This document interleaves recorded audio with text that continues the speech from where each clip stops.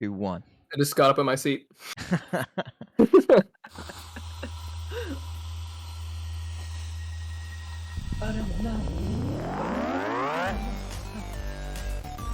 Welcome everybody to Dynamite DnD, the first episode Boom. of Season 4. It has started up. Quattro. We're glad you're here. This is a Dungeons & Dragons game by friends, for friends. We hope you have fun watching, because we're going to have fun playing.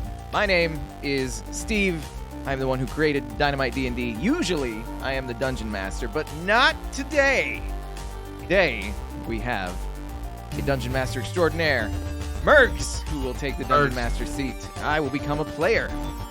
So, those of you who have watched the stream and have listened to my voice incessantly describing things and throwing monsters and rolling dice, now you get to hear somebody else take a completely different approach to DMing. It's very refreshing. It's going to be super different, so I hope you enjoy. My name is Steve, once again. That's Murgs over there, and that's Carissa over there. Hey, yeah. We'll talk about everything as we get into it, but we're going to start the stream. Murgs can take the helm. Thanks, Steve. Appreciate the introduction. The one thing I would like to add is I feel like when I'm DMing the game, it should be called Dynamite DnD, for friends, by friends, with one enemy, and I'm the enemy. I am not. No, I'm joking. I'm joking. No, I'm a very friendly enemy. I stab you in the enemy face. is one of us, but we don't know which. Exactly. Yeah. Each time we decide, and you, the listener, will figure it out. Okay. Yeah. Let's start on the backstories. Really enjoy them. So I think the first question I have for you guys is, do you want to take? Does this adventure want to take place in the future a little bit, or in the past a little bit before Hecton? In the year 2000. That's an old joke from Conan O'Brien. If anybody gets it, never mind. I don't get it. Wow. All right. I'm only 36. Me neither. I like that it happens in the past a little bit. Past a little bit. Okay, cool. Let's do past. There's so a let's do it. 50-50 choice, and I just struggled. So here we are, everybody. We're getting ready for an open world adventure. So yeah, let's do it in the past. Let's do it maybe then before Hexai and Hecton, the cataclysm that started those regions. The earthquakes that started them. So let's start there, and then I want to just ask you. Let's just ask a couple questions about you guys as characters. So first, Darian, Forktongue, Walsh. Where were you city guard? Where is the city? That city. Is this an Artis? Do you guys want to take place in Artis or a different place? I feel like I think it's different than Artis. I feel like Artis was more of a well-off place, but where Darian is from, because he's so disheartened, I feel like it wasn't the best place, and the city guard was pretty corrupt. I didn't like it so much. I was, I needed the money, so I had to do what I had to do, but it was a run-down place. It wasn't the best. It was the wrong side of the tracks. Somebody, once said. That place. What was the name of that place? The place was called. It was pretty simple. It was just called the Carpenter's Folley. All right, Carpenter's Folley. Perfect. Everyone, Carpenter's Folley kind of talks like this. Yeah, we're all pretty down on our luck. We're down on our luck, guys. Okay, Carpenter's Folley. Okay, that's the city. Okay, cool. Let me, I guess, put this in the. Okay. It's confusing. Okay, Carpenter's Folley. Sweet. And do you think that's near Artis, really far away? I'm just trying to get a different sense of the landscape. I think it's pretty far away. If I had the means, I probably would have gone to Artis, but it's just so far away, and I didn't have the travel funds and the capacity, and I needed the money. It's really all it was. If I left, I would have been out on my own. I mean, I probably could have survived, but I didn't want to chance it. I'm not that brave. Strike out on my own. I need familiarity. Once I'm familiar with something, I can do it, but straight up unknown, it scares me. Okay, unknown, scary, like money. Okay, cool. Okay, so Carpenter's Folley. Is that what you said, Folley? Folley, yes. Folley. Okay, let's say that's in a pretty far away region. Far away from Artis. Way to... Let's say there's Hecton was going to be between let's just say that where we are is far to the west, in a land called in a region called the let's see, the Broken Coast. Let's call it the Broken Coast. Yeah, I like that. Okay, the Broken Okay, so Coast. the Broken Coast is where we are. Broken And like so many dreams of the residents. yeah, of like so Carpenter's many Folly. dreams. Ugh. Perfect. So, Okay. far So west of Hecton. yeah. So far west Hecton. And so Toad, if you want to do this, it's up to you. You can make, or we can make a new. How do we make a new map? We gotta make a new map. New map is the top right, the little map icon, scenes directory. If you click that, you can create a scene, and it'll give you the options to make a new thing. Oh, right. I did do this yesterday. Okay. Scene. New scene. Big map. So Steve Forktongue grew up in Carpenter's Folly, or that's just where he spent most of his time? Yeah, that's a good question. Did I grow up in Carpenter's Folly? I'm gonna say yes. Okay. Okay. Cool. All my life here. The familiar. Okay, let's see. Just want to make sure I get this right. Let's see.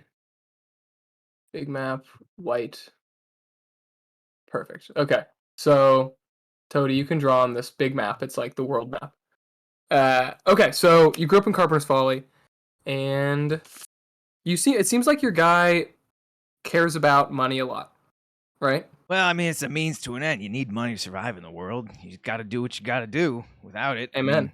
Amen, brother. Amen. I gotta eat. That's what we're doing. That's what we're doing here, man. We're making money via D&D. I get it. Hey, you don't need you don't need to fucking convince me. Tens of cents every time. Tens of cents, baby. Woo. Dude, if you put them in pennies, it's fun. Okay. All right. So, tell me just a little bit about one bribe you took then. Bringing up the old memories. I'm ashamed of them, but yeah, I did it. I can't lie. I did it. Took it. All right, give me one story. There was this Quick guy. There was this guy who was smuggling faeries. Yeah, I know. Ooh, okay. He was smuggling faeries, and I looked in the eyes of those faeries. They were so sad, and they were so broken-hearted, spirited, everything. It was a slavery ring. I hate slavery, but man, it was a lucrative business, and I caught them with a whole wagon full of cages full of fairies. I was like, oh, these fairies are so cute and they look so sad. But then he opened up his pouch of coins. He's like, hey, you never saw nothing, all right? And I admit, I took it. I ate like a king for the next month. That's awesome. How about you that into savings, maybe? Yeah. How about Not a day goes by I don't think about those fairies. Did they clip their wings? Did they grind them into fairy dust? Are they pets in some bastard royal's house? I don't know. It haunts me. Can we have one of your magic items be one coin that has fairy dust on it? Sure. And that would be like, God, I don't know. What do fairies do again? They can turn invisible. I know that. But maybe it can make you levitate or something. Like I feel like that's something that fairies would do. It's like a levitation spell. Allows you to do that. You're doing it, Peter. Fairies, I mean, rules is written fairies as like a player race. They get the innate ability of they can cast fairy fire, they can cast enlarge reduce. They know druidcraft. And they have wings. Maybe it makes you smaller. Yeah, I like that. Let's do it. It can make you smaller. It's a reduce. It can make you reduce. Perfect. It's fairy size. It's fairy size. Okay. That's awesome. Love that. And then last question on your guy. So Carpenter's Folly. It sounds like one of the flaws you have is you're not that brave, or you're like a little bit skittish, maybe. Yeah. Okay, cool. The whole bounty hunting thing. It's a distrustful business, so I don't trust anybody. I'm nervous a lot. Because you know, you never know when you're gonna turn around and the knife's gonna be in your back. Totally. Okay, cool. And then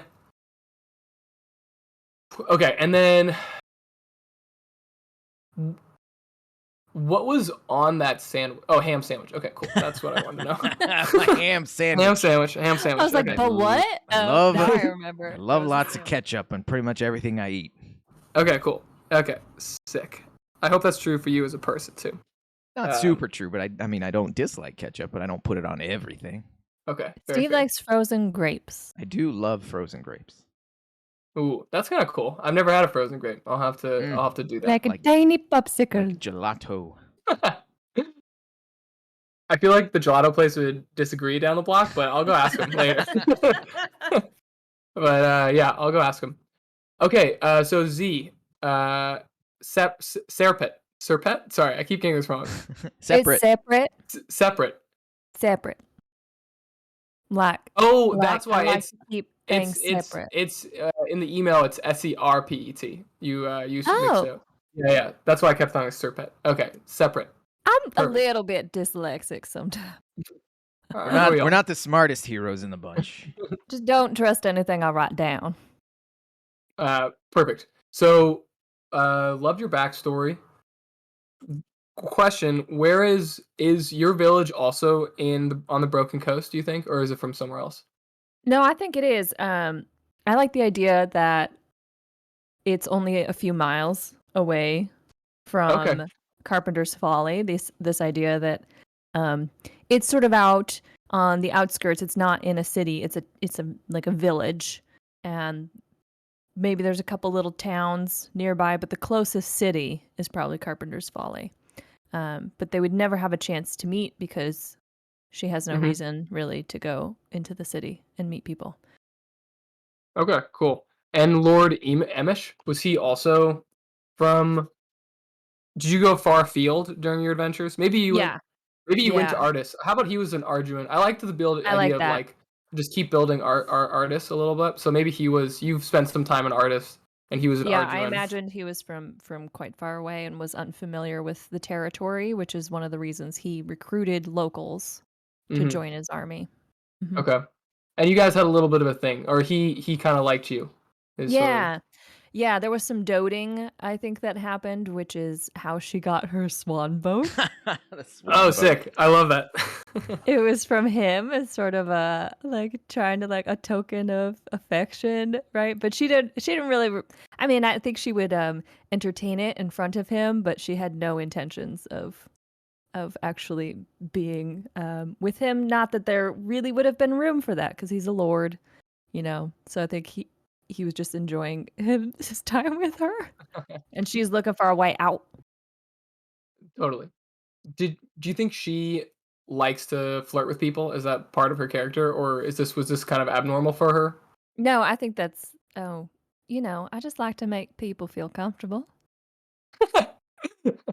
Don't we all, darling? Okay, I think cool. it's a bit of a tactic in a way, you know. It's not she doesn't mean it. Yeah, no, I see what you're saying. It's just a personality. Yeah. I understand. I don't think she would even say it's tactical in terms of she's not. Well, it wouldn't be very tactical to say it's tactical, you know. Right. And it's not mean-spirited. It's just part of her personality. Okay, cool. And do you think there's like a other side to the coin of that?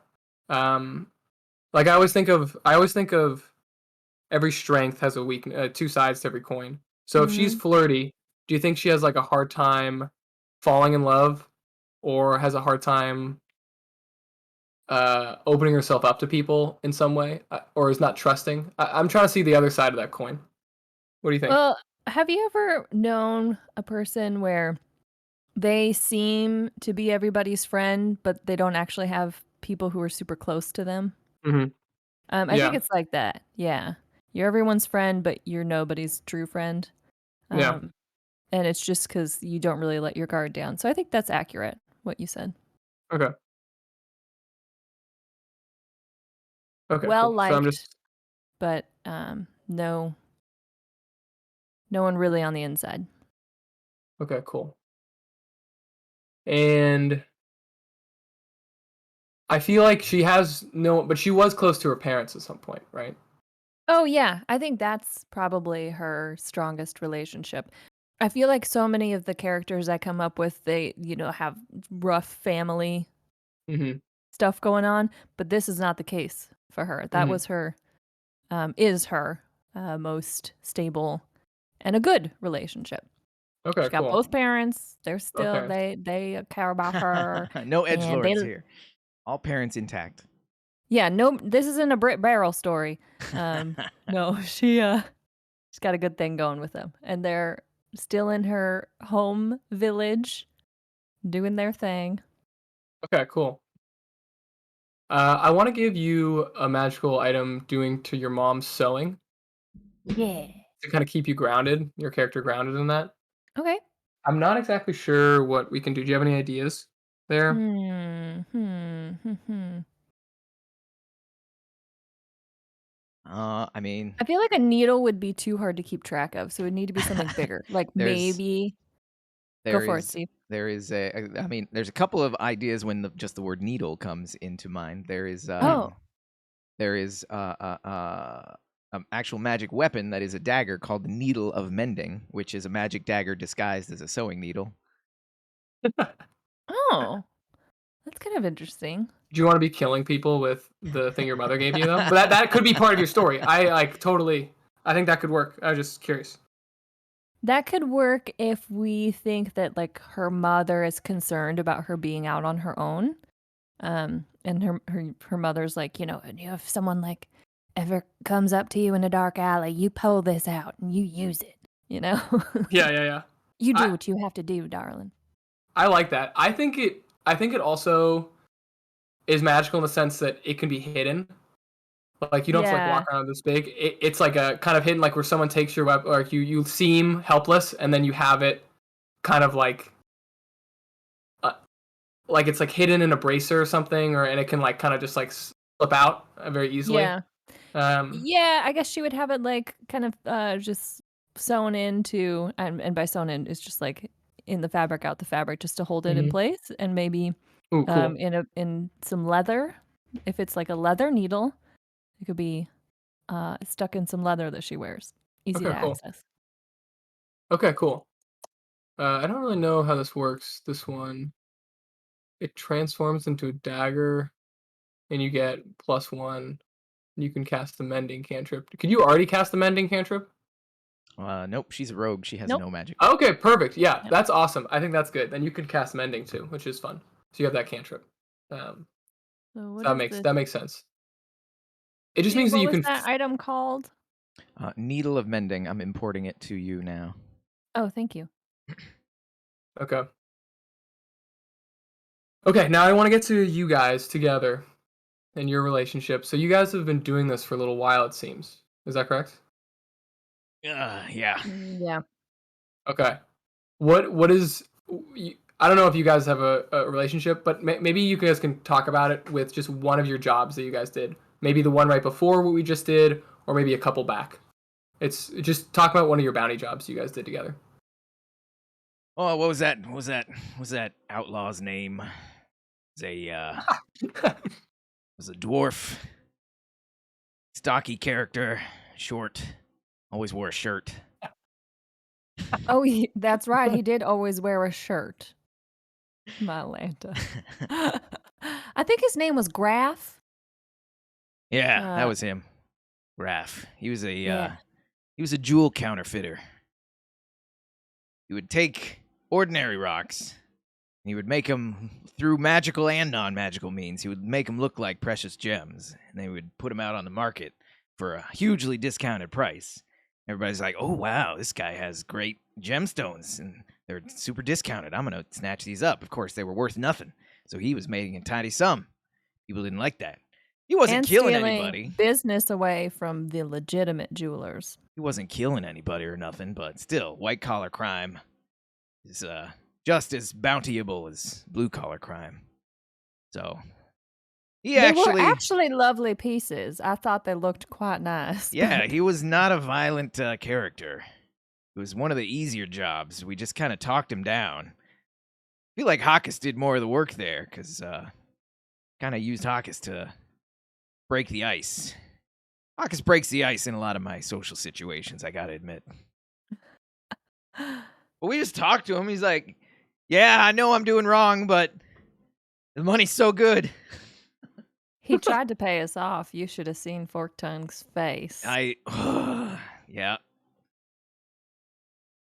That one was tough. It was tough, but you know, you said your usual catchphrase to check me on that. I did. You know, money is a lot like clothing. You can fix it all you want, but I don't. I can't remember your catchphrase. You said it so much better than I did. I usually say it when I'm drunk, so gotta wait until I've had a few drinks. A stitch in time. No, that doesn't apply. I'll tell you later. No matter how many stitches you have, it can always come apart. So no matter how rich you are, it won't make you happy, is how I interpreted it. Oh, how about this? How about no matter how strong your stitch is, the fabric can still be torn. There you go. That's it. I knew you'd come up with it. I say it all the time. So I heard that. I'm like, yeah, you're right. All right. Sorry, Graft. We got to bring you in. And he came in. It was one of the easiest jobs we did. Wasn't too lucrative, but you know. Do you guys mostly do easy jobs? Would you guys say would most of them like when end up going very well? When possible. Easy money is good money still. With Forktongue being like risk averse, it's probably like those are the ones that he takes. And I bet I'm kind of itching for something a little bit more interesting. Yeah. It's like another one where it's just talking to some merchant.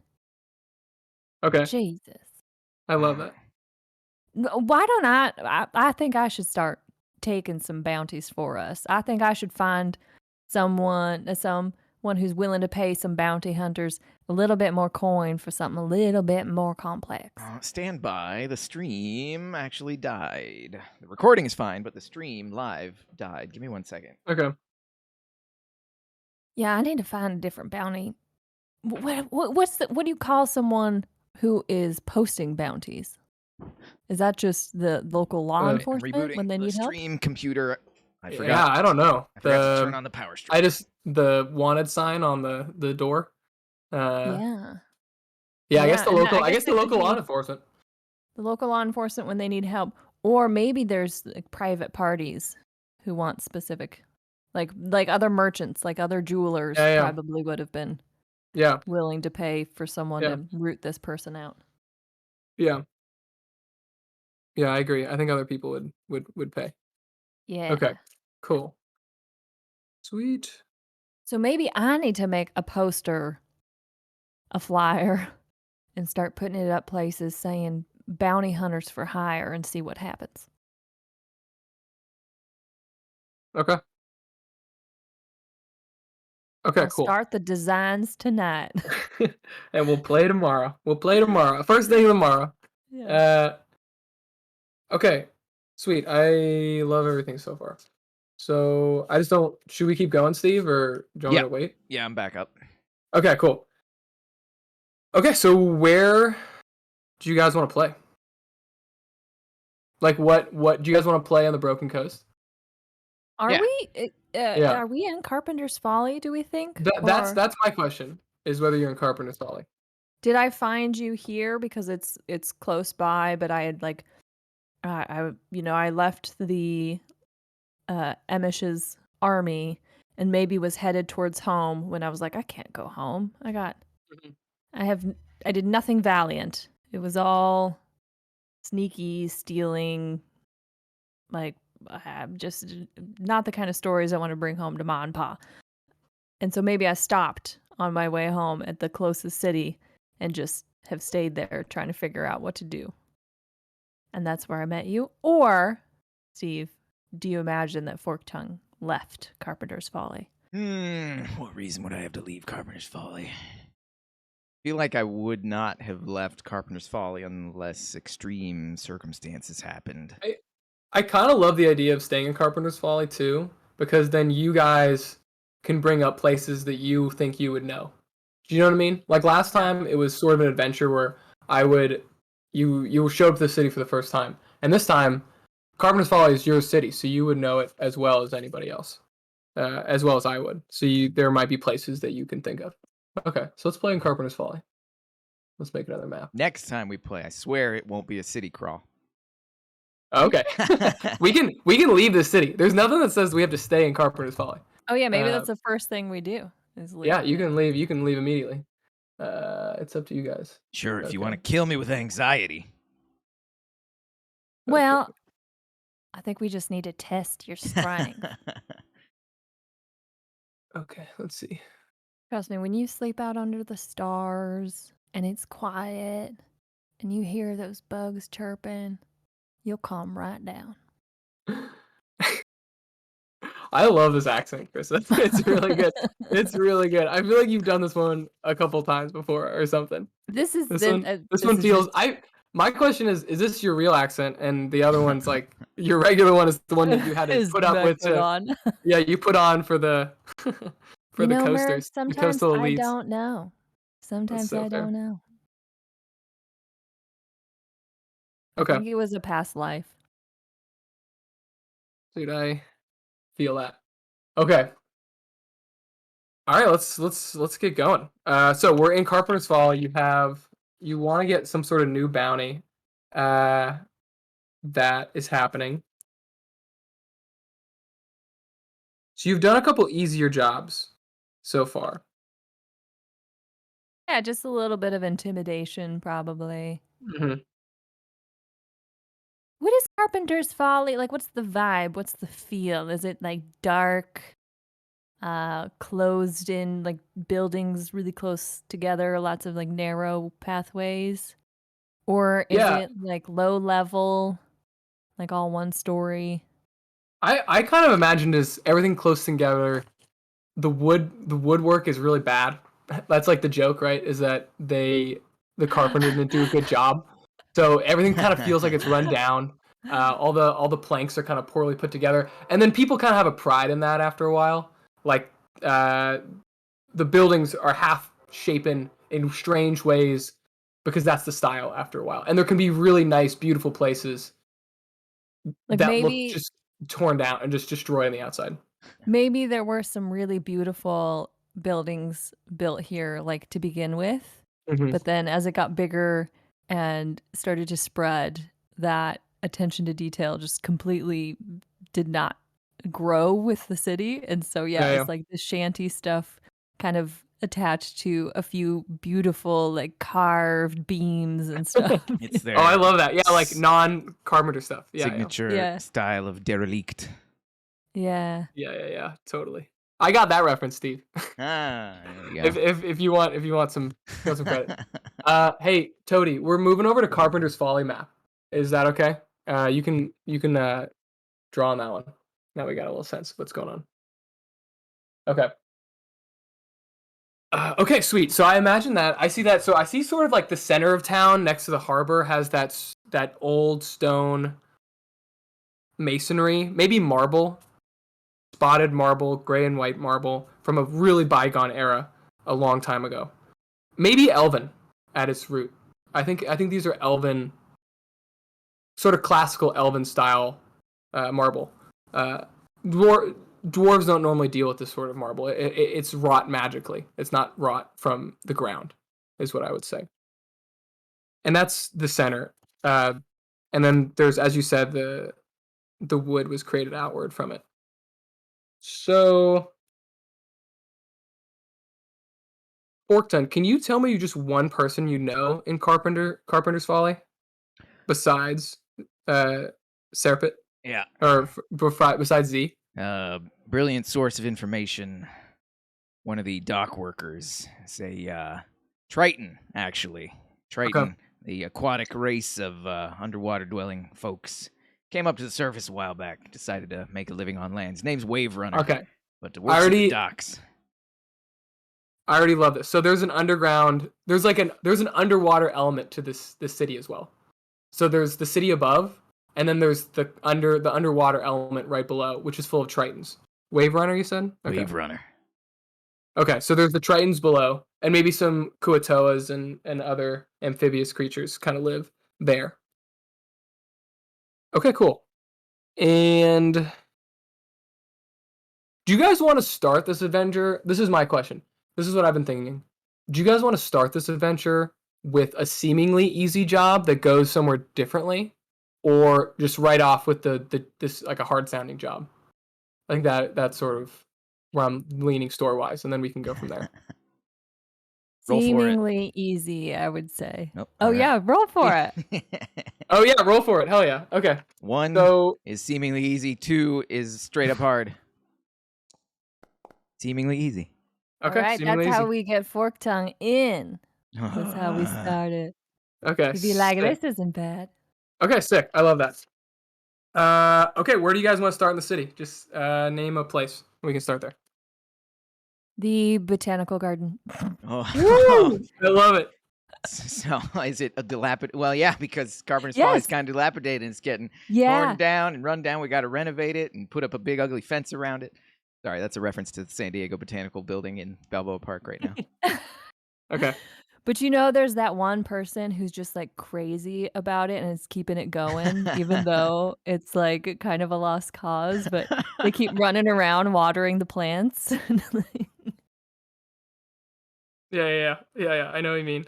Yeah. I think their name is probably something like Patsy. Okay, Patsy Gardner. Okay, I'm just okay. Give me 1 minute. I just gotta think. 1 second.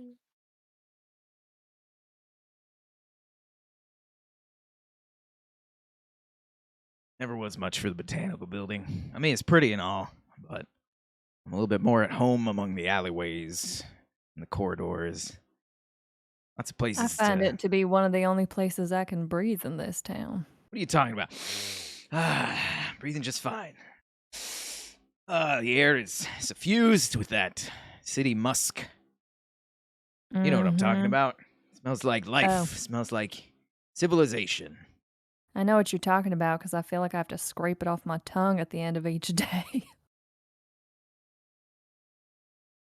Well, I think it actually is musk. how can you be sure that it isn't pollen from the plants that are spewing their reproductive seeds everywhere? You make it sound so vile. What's a plant ever done for me?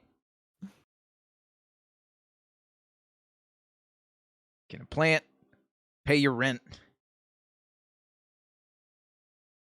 Well, I don't know. Have you ever had a salad? You don't make friends with salad. No, you eat it. Yes. Come on, Forktongue. I'm going to make you a salad. I mean, I have a similar diet to Hawkus, which consists of a lot of protein. You don't get a lot of protein with salad. No. Unless it's a meat salad. They have meat salads? Well, They have meat salads in your village? isn't a salad just any time you cut things up and put it in a bowl? Now we're getting Right? a little too fancy for me. So pretty much you can make a salad out of anything. There's Don't try. potato salad, I don't try to put labels on my food. I just eat it so that I'm not hungry anymore. egg salad, melon salad, meat salad.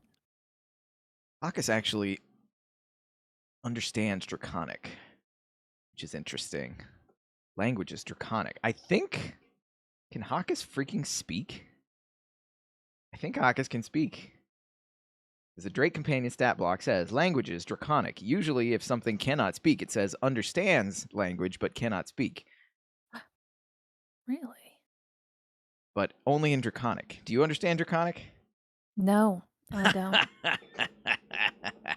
Hawkus and I have a conversation about salad. Hawkus thinks you're a little bit crazy for eating plants. Okay. Okay. All right. Sorry, I got it. No, Took me a second. you're fine. You're fine. Okay, I have a beginning. Just We at were least having a thrilling conversation. I heard just melons. I was in my head, and I heard the word melon kind of floating around for a while.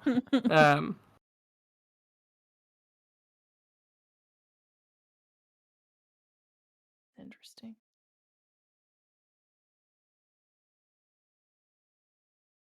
Okay. Just want to make sure I get the beginning right. Okay. Okay. Let's just get started, and I'll figure it out, or we'll figure it out together. Okay. Let's see if this works. Quickly, can you guys, before we start, just describe your characters just for 1 second? Actually, we'll start, and then I'll have you describe them. Okay. See if this works.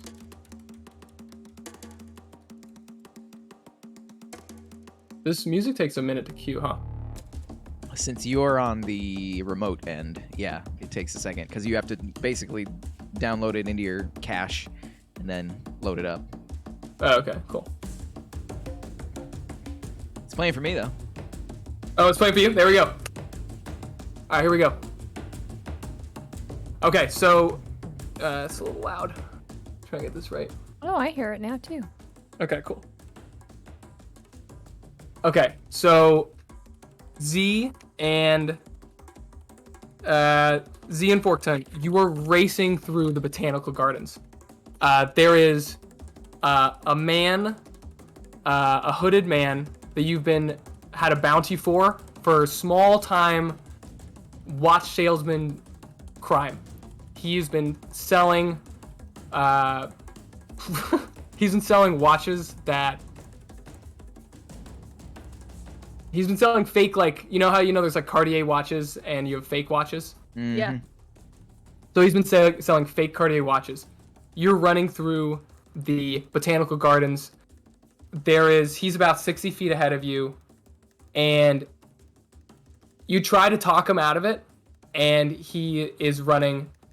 It is your turn. You two are gonna go first, 60 feet ahead of you. Forktongue, it is your turn first. As you're kind of running through this dilapidated, basic, like, there are like flowers, dead flowers everywhere. A couple of the pots still kind of work. There's an open skylight above that used to have glass, but now it's just all broken glass and the moonlight shining through. And this is very long. The walls are concrete or marble on both sides, and there's an exit about there's 60 feet away. There's an exit 180 feet away at the end. So, Forktongue, it is your turn. Please describe yourself. Gotcha. Let's see. So, I actually got most of the inspiration for my character just because I saw this token. So my token is pretty much what I am. I'm a 46-year-old male human with graying hair, actually heavily grayed hair. And just nondescript clothing. I've got a nice cloak that covers studded leather armor. My primary weapon of choice is a longbow that I always carry with me.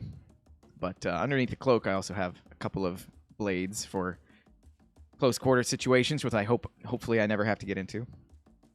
But yeah, stubble on my face, just kind of nondescript, average. I try not to stand out. I'm not big or ostentatious or anything. The most ostentatious thing about me is the flippin' Drake I have at my side 24/7. Okay. So I favor the color blue, and Hawkus is my Drake companion, which I can call upon through a mystical, magical bond, thanks to me accidentally imbibing dragon blood. Totally. Long story. Hawkus is also pretty much screen accurate. It's a small, draconic creature. Looks a little bit like a little raptor. When I call upon Hawkus, I can choose what element he embodies from the 5 chromatic dragon families. I tend to favor lightning, blue lightning. And yeah, that's Forktongue in a nutshell. Okay, cool. Make your move. You got One 60 feet. He's running question- full speed. One question I have for you: if I adjust this global playlist volume, does this affect your volume as well? If I turn this up, did that turn up for you? I don't think so. That's what I was hoping because I turned mine down way down, and I don't know if it did that for you guys. Cool. It's not changing it. Yeah, I can see you changing the actual song level, but the global volume seems to be for yourself and yourself only, which is good. Okay, cool. Okay, so it's you guys. Everyone decides how loud it's going to be on their end. Yeah. Okay, cool. So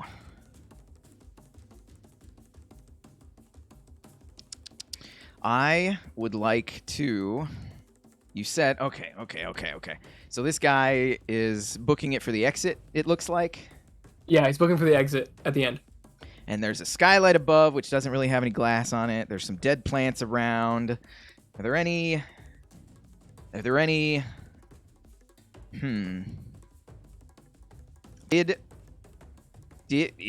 we tried to talk this guy down, but it didn't work? You tried to talk him down, and then he like took off, and you've been trying to chasing him and slowly been gaining on him. Is the bounty dead or alive? Let's roll for it. I don't know. I don't know. You want me to roll for it, or you roll for it? I don't even know how to. Is there a coin one? I don't Quick see roll is on the left side at the very bottom, the little D20 icon. Click that, and then at the top, click D2. Whoa. It's not this. It's not like here I can roll like. Okay, I'm just gonna roll D20. If it's above, if it's 11 or above, it's dead. Oops, sorry, that was not a D20. That was a D100. Sorry. My bad. Sorry. Still getting used to it. All right, so it's alive. All right. Gotta do this the hard way. I'm going to sick Hawkus on him. Hawkus takes his turn immediate. Actually, okay, what I'm going to do is I'm going to shoot a warning shot at this guy. I'm not going to shoot at him. I'm going to shoot nearby him. So if he's running past a tree or something, I would like to thunk an arrow into the tree next to him. Put some fear into him. Okay. So first action is to attack the tree with my longbow. Okay. Longbow says go. Are we not rolling longbow? Oh, shoot. Did I release this character from my control? I might have, but I'm a DM, so I should be able to roll for anything. What the heck? Why are you not rolling? Your permissions.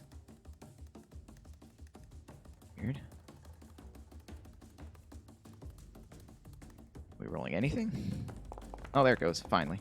That was the wrong attack, but it's the same bonus for short. Actually, it's more of a bonus if I roll my long. Do you want to keep that roll, or you want me to try rolling an actual longbow? I don't care. You saw 14. I saw 14. That's what all matters, right? I rolled a natural 14, and then I have a buttload of bonus.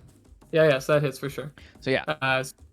You're just trying to hit the tree next to him? Trying to hit the tree with a satisfying thunk, and I'm going to yell at him, "You don't stop, the next one's going in your back." Okay, make a intimidation check.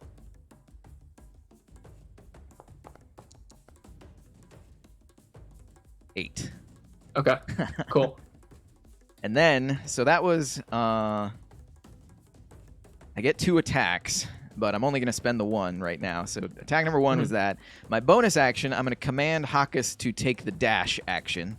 So Hawkus can run 40 feet normally, and then run another 40 feet to dash. So Hawkus is going to get right up on this guy and start growling and barking. Dragon barking. Okay, cool.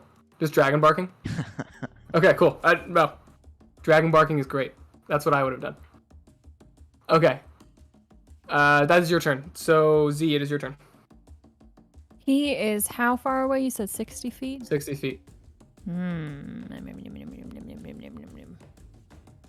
I really want to throw these ball bearings on the ground in front of him, but I'm so far away.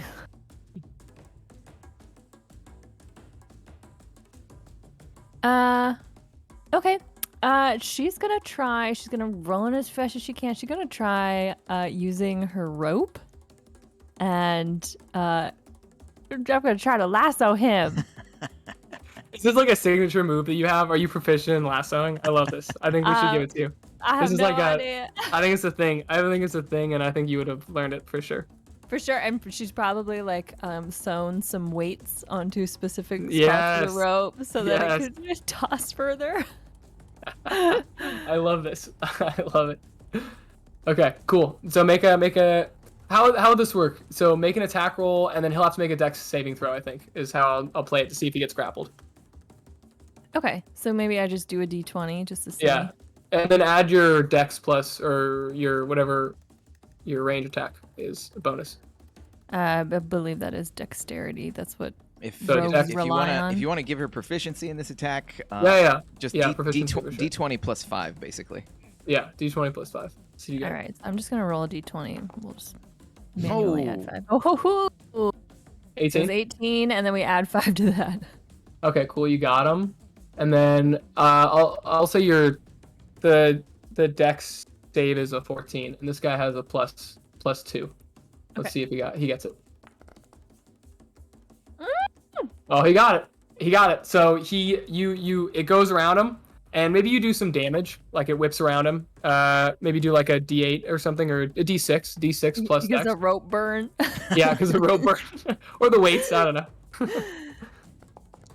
Yeah, get some 6. serious. Okay, cool. So he takes like 10 points of damage. This is that the hard one hits the back of his head. Jeez. That hurts. Dag nabbit. Okay, 15. Okay, so what do you want to do with the rest of your turn? She is going to try to get to the exit that he's going for. So she would just use all her movement to try to get there. If there's any, because I'm not exactly sure what the layout is, but if there's any way for her to like cut him off, she would try to go that direction. Okay. Okay, cool. So you can only go 30 feet though, right? 35. Okay, 35. So he's still 25 ahead of you. Mhm. Okay, so he is going to. So it's 180 feet. So he's just gonna run 30. If he moves away, he's going to take an attack of opportunity from Hakus. Good point. Okay, so he's gonna try to move past Hakus. He is going to. Yeah, he's just gonna take an attack of opportunity. So Hakus takes it as he just tries to. This thing's on. He's getting hit in the back of the head. He's like stumbling forward. And he just tries to throw Hakus off him. He's flailing. As I see him running, I'm trying to look up the rules on the Drake Companion. On its turn, it only takes the dodge action unless I command it to do something else. I commanded it to run, but now, as its reaction, can it choose to attack, or can I yell at it in Draconic and say, I'll let you. Repeat that. I didn't hear that. So, rules is written. The Drake takes its turn immediately after me. Normally, it can only take the dodge action on its turn unless I command it to do something else, which I did. I commanded it to dash so that it could catch up with this guy. But on its reaction, could it do what I ask just as yelling? I think so. Okay. Yeah, I think so. In that's the case, I'm going to yell to Hakus, grab him. So Hakus is not going to do a bite. It's going to do a grapple. Okay, cool. So, contest? All right, this guy's got a +2. I'm going to say. Hakus is not too strong. Whoa, but Hakus. This guy is fumbling around. As he goes, he tries to get around him, and then Hakus grapples him to the ground. He falls to the ground. All right. Okay. So he's still about 35 feet from you. And now, Steve, it's your turn. Cool. I'm going to command Hakus to hold him. Just maintain that grab. And I am going to run forward. Yeah. So Get him, Forktongue. I didn't move on my turn, so he's still 60 feet away from me. So I'm going to move 35 feet up, so I guess I'm going to get up on him. I'm going to dash. I'm going to double move, so I'm next to him as well. So now he's going to have a real hard time getting away. And cool. That's going to be it for me, because I move, I bonus action to command Hakus, and that's it. Got nothing else. Okay, cool. Sweet. And then, Carissa, it's your turn. I am going to move in front of the exit, if possible. Like, between him and the exit. So that if he does get free and runs, I will be there. Okay. Okay, cool. So you make it further toward the exit. Also, just want to let you know, sorry, Toad had to leave because the interface wasn't. That's why I kept making like changes all week, is because the interface was like not working very well, and kept crashing on her, and so it just crashed like 4 times on her, and so she just couldn't do it. I know, it's sad. It's something about drawing. I know something about the drawing on this does not work. We had tons of problems with it this week, so I tried a couple modules to change it, but still didn't work today. So sad. But we can still do something on this, or something like that. But okay, so you make it to the exit. So you were 35 feet. So you go another. Wherever the exit is, I'm gonna be like blocking it, like ready. Okay, cool. Okay, cool. So he hits the ground, and you go farther. So, and it's his turn, so he's going to try to break this grapple. Right. And so he's going to do a strength roll. I'll give him a plus. That is plus 1. Either athletics or acrobatics versus my athletics. Ooh. Okay, so I would say that was an 18. Wrong roll. I just rolled acrobatics instead of athletics. My bad. And yeah, Hawkus breaks the grapple. Okay, cool. So he breaks the grapple, and that is his action, right? So he can still move? Yes, but he has 2 enemies adjacent to him, so he will take 2 attacks of opportunity if he just straight up tries to move. Okay. He, Just making it worse for yourself, friend. We got you. Your way's blocked. Just do anything wrong, guys? Come on, guys. You know me. Come on, just let me go. I don't know you, friend. He's kind of looking around. He's like, what? Everyone knows me. Come on, man. Just let me go. And then he is going to like take a step and try to get by you guys. Right. We're both going to try and grapple him. Okay, cool. Hawkus rolls. Oh, Hawkus is rolling really well. 21 to grapple from Hawkus. And okay, let's give us a plus 1. Gonna be far so less. So he gets grappled by. Okay. Yeah, Hawkus is the muscle in this. So Hawkus once again, he tries to move in. Hawkus like wraps himself around his hands as he goes, and he just or his feet, and he just like face dives into the ground. Okay, Steve, it's your turn.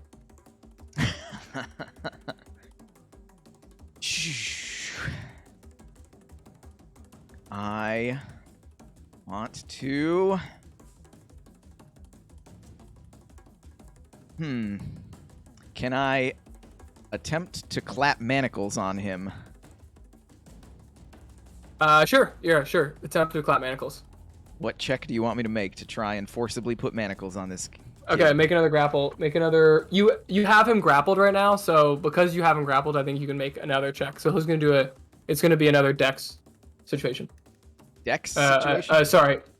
Another grapple situation. So he gets the plus 1 that he's been doing. Got it. Okay. My grappling sucks. 10. So I am not strong. My grapple is 7. Damn it. Pull out the manacles and I try and clap him on him, but he's reeling around. I'm just yelling. He's reeling around. Stop it! And I think as you're reeling around, you miss him and you kind of like elbow him in the face. I'm gonna say, okay? Jeez, like you now miss, look what you made me do. And you don't like it. Not like it didn't. You didn't feel like you hurt him, but when there's like a scramble and he's like kind of scrambling on the ground. Okay, that's that. And then, sorry, friend, but you're making this hard. And then, Chris, it's your turn. He's on the ground? Yeah, he's on the ground, grappled. Bonus action is gonna keep Hawkus, keep him down, keep holding him, Hawkus. Okay.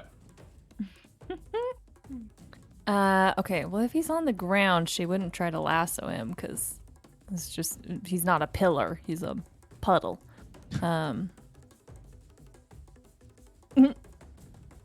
She is going to pull out her rapier and again, like Forktongue tried to just intimidate him by shooting close to Okay. him. So she's gonna use her rapier, and Yeah. if I could just move close, I'm not sure how far I am from him right now, but You're like 30 feet away. I think you passed him, and then you can come back. okay, I'm going to move up to him, and I'm going to use my rapier to slash his shirt Okay. a few times. if I Carve a can. Z into it, perhaps. Okay. Ah! Yeah. Okay, so as you do that, though, you notice that he, after the elbow to the face, he kind of just went, like, he's kind of gone limp as you're doing this. Like, you can see, this is all happening at the same time, but he's gone limp. He's starting to go limp on you. Limp. Yeah. Uh-oh. And I'm going to say it's his turn, and then you see him sort of hyperventilating. You see him on the ground hyperventilating, and he, like... Forktongue, what did you do? I might And, like, have his eyes are like rolling back. His eyes are rolling back, and then he just collapses. Collapses. We're not going to get him money if he's dead. All right. Let's see. Medicine. What kind of symptoms is he showing? What's going on? Do I eyes need to rolled do back. CPR? Yep, maybe I'll try the Heimlich. Keep a hold on. Actually, so what I'm going to do, before anything else, I would like to tie him up. Hyperventilating or not, I want to make sure he doesn't get away. Okay. So grabbing just the rope that's on the ground right next to me, thanks to Z, I'm going to tie him up. Okay, cool. All right, so you tie him up. He's totally limp. I'll tie him up. You check him out, Z. Okay, so she would try to make sure he doesn't have any weapons on him. She would confiscate what he does have. Okay, make an investigation check. Okay.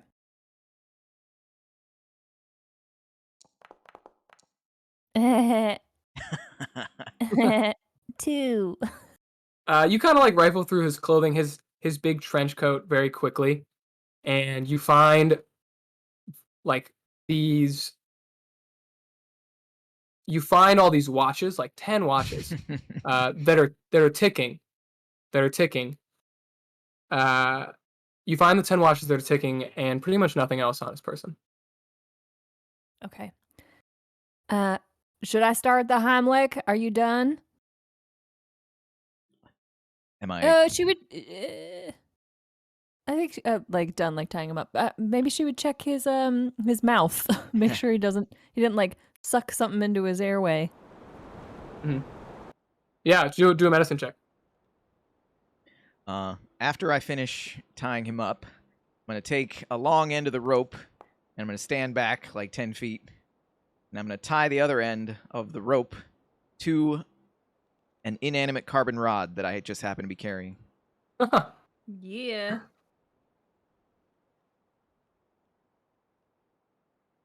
Okay, So my perfect. medicine check was 11. Okay, this guy, you don't know much, but you've seen dead people before. This guy looks dead.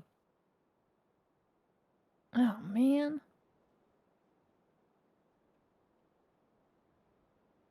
Is he actually dead, or is he faking it? Let's try that thing where you push on the chest. Who showed us that? She starts trying to do what she thinks is CPR. It looks sort of like CPR for sure. She's with an 11. Nothing works. This guy. Here's a trick I learned from one of my vampire hunting friends. I'm gonna look at him through my steel mirror, see if his reflection looks the same. Are you trying to see if he's a vampire? I'm just whatever. This is just a weird any abnormality. Maybe he's a vampire. Maybe it's something else. It's some like ritual that I have. Always look at him through a mirror. Totally. I love it. Yeah, you you see his reflection. His sort of like buck teeth and his tight mouth and his scraggly beard that is as a gray like yours, many people in Carpenter's Folly have this sort of gray, scraggle beard of not having the time to shave in the morning. All right, he looks Because the same in life's his so busy. reflection. We can rule out illusions. That's how I think illusions work. Mirrors reveal all. It's all smoke and mirrors. Wake up. Well, so is he really dead? I think so. He was running like a chicken with its head cut off. What happened? Did he have a heart attack or something? I don't know. I guess I better check it out too. I think she would do a general investigation of it, like try to figure out why he died. I would like to examine the patient. Yeah, if there is any sign of life. Make another medicine check. Medicine from Forktongue says, oh man, no, 8. Yeah, he looks dead for sure. I'm still getting used to this. Okay. Well, yeah, he looks pretty dead. Sort of drool coming out of his mouth, and his eyes open and crossed, wide open, and tongue kind of sticking out to the side. Well, guess there's nothing for it. Guess we'll try and turn him in anyway. Maybe they'll give us, I don't know, half price or something. Yeah. I have all these watches. Do you think we should hold on to them?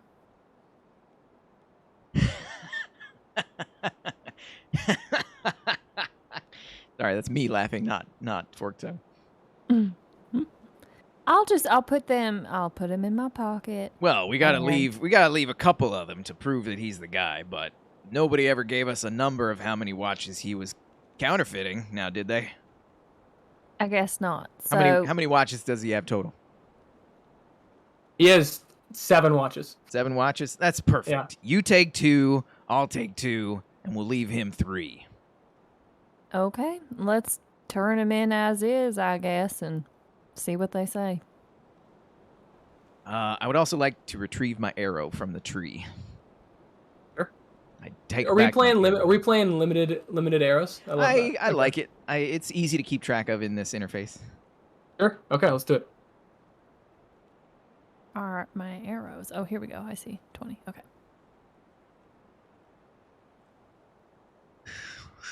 All right, yeah, we'll drag him out, drag him back. He's dead. I have no real great respect for the dead, so I'm just gonna drag him. I'm not gonna carry him. Okay. You drag him along the ground of this botanical gardens in the dead of night. Yep. Hey, wait! I want my rope back. Well, he's tied up with your rope. I'll give it back to you once we turn him in. Okay, but don't drag the rope. You're gonna fray it. All right, turn him over on his face so his hand's behind his... Oh, wait, that could maybe dislocate his shoulder. I'll get you a new rope. No! Dang it. Use your own rope. I'm dragging him. I have little regard for your rope. I stopped. I'm gonna pull back on him, though. Are we really gonna do this here now, Z? Your damn rope. Just give me... I sewed weights into it. It's just the way I like it. Let me 2 minutes. You're going to make me untie him, retie everything with my own rope. Well, he's dead. You don't need to tie him. Well, untie your rope. Now we'll clamp the manacles on him. Sure, just in case he pops back from this. And then we'll drag him by the manacles. All right. No more rope involved. Taking my rope. You happy now? Yep, drag away. Rope of all things. We drag him out, and we head towards the bounty collection facility. Okay. So you drag him out.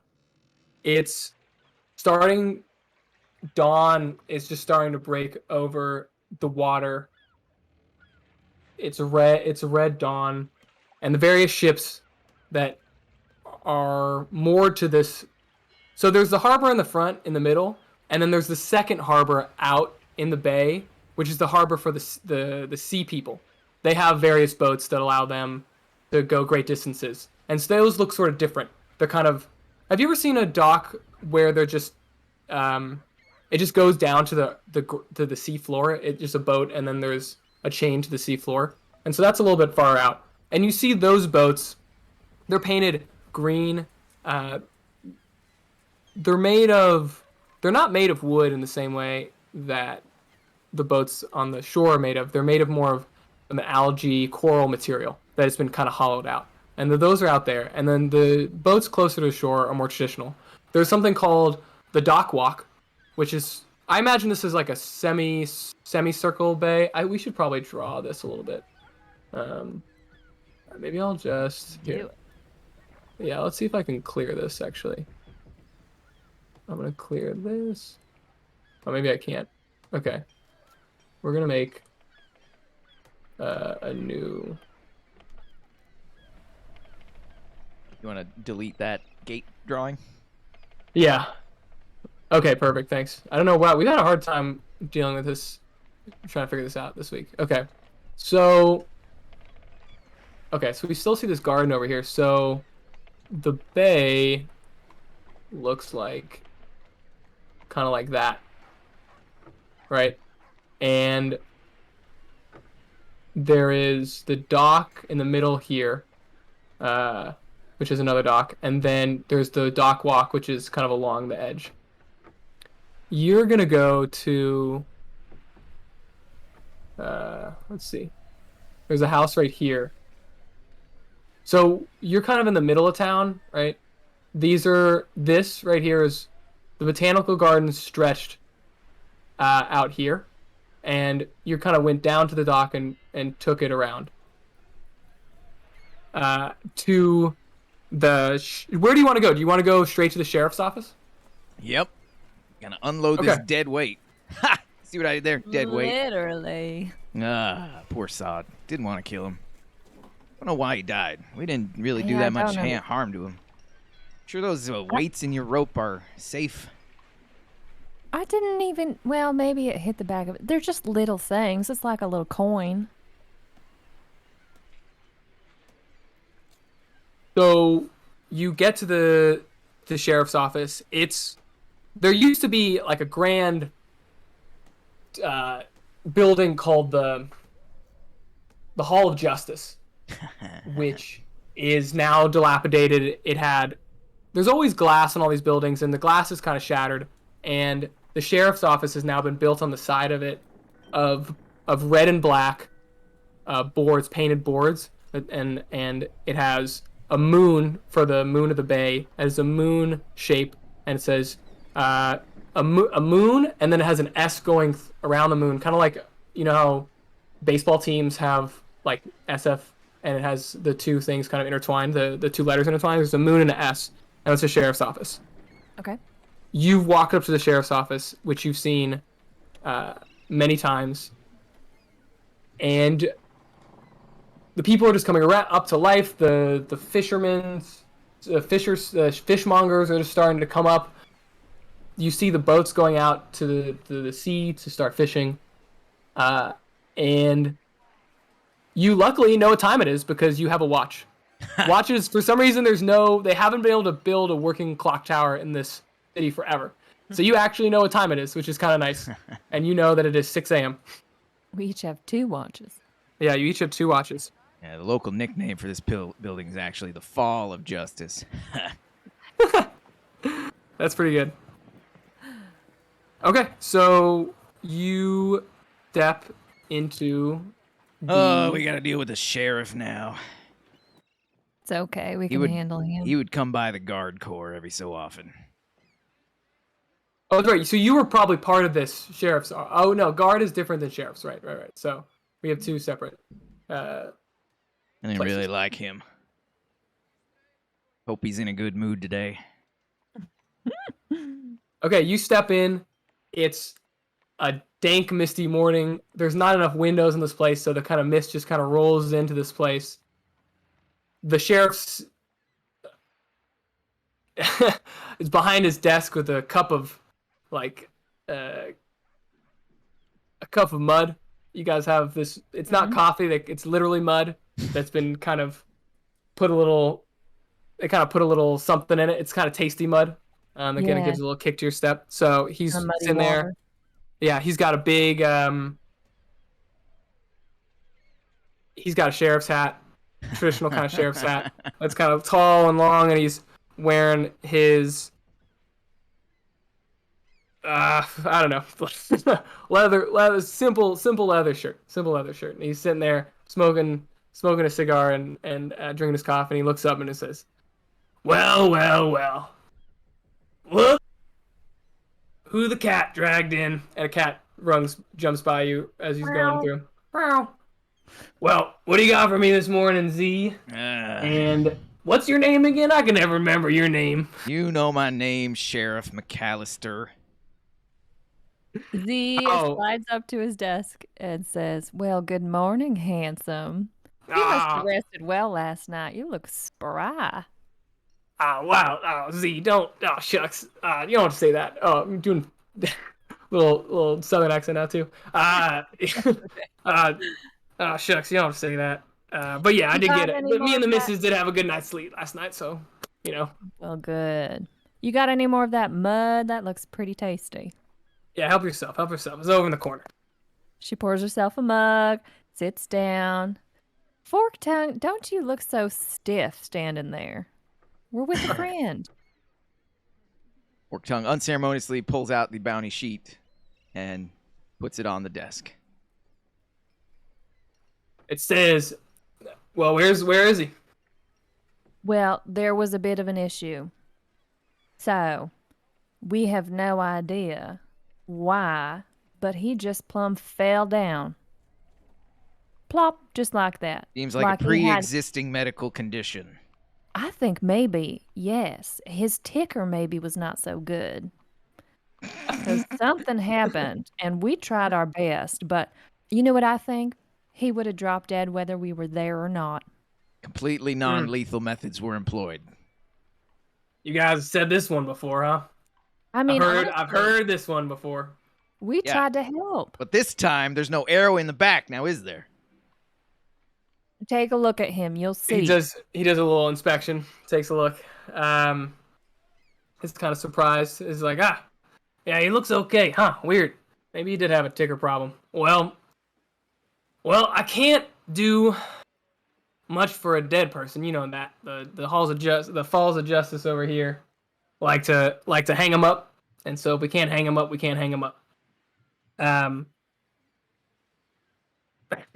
So I guess, you know, how about a couple Joes and a couple Mud Joes and I'll just pretend I didn't see you drag a dead man in. Come on, you know how that goes. You know how that goes. You know, we don't like people killing regular folks such as yourselves killing people. We didn't kill him, McAllister. Come on now. You know me. I wouldn't lie about something like that. But at least do me a favor. Come on. Let's see a history check. Let's see if he thinks you lie a lot. Oh, sorry. I should do it on the board. Sorry. I keep reaching over. Okay.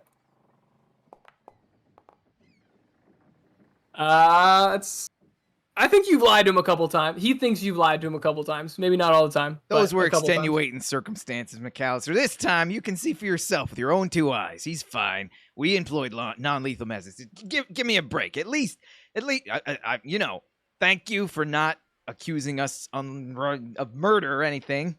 But we did remove this wanted criminal from the streets.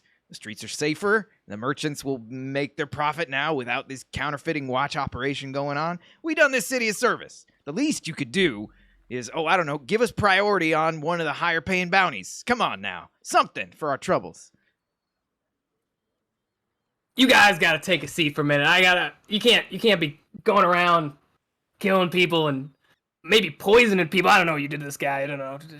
I know that rope of yours, Z, has all sorts of things sewed into it. I don't know what you've been sewing into it. I think like folklore is saying that you've kind of sewed. People don't. People think you find all sorts of things. It's just for balance. You can say what you want about me, but you leave Z out of this. She's a good kid. Thank you. Yeah. Well, look, you're wasting my time. Okay, I got my guy. I'm gonna take him to the morgue, get him gone. You guys get out of here. You know, Before you do, make sure that you get those watches out of his pockets. Yeah, I will. Thank you, miss. I will. He's like kind of annoyed that you're telling him how to do his job. Like, I know how to, take clothes off a dead body. I've done that before. You said that So a little too enthusiastically. Does he have any? Does he have any unposted bounty notices scattered on his desk? he does. Great call. Make a perception check. Actually, I love this. Make a perception check. Make a perception check. 15. 15. I think this is easy enough. That was great perception check. Also, I just love that, like, you just initiate perception checks whenever you want on things in the room. Yes, so he has a number of things on the table. I think with a 15, you also notice you've seen the normal bounties kind of on his list. On his desk, there's like kind of the normal bounties, and then there's two things you notice. I think a folder that says top priority, and signed by something you can't see with the 15, but it says top priority, and it's signed something below, and then next to that is something that you would have recognized from talking to Z previously is a Arduin. I don't know how to put this right. So they have these chimes, right? It's an Arduin mallet for a chime. And he has an Arduin mallet for one of the chimes that one would use. And make a history check. History. Wait, what do you mean a chime? So remember one of Rook's items was a chime of.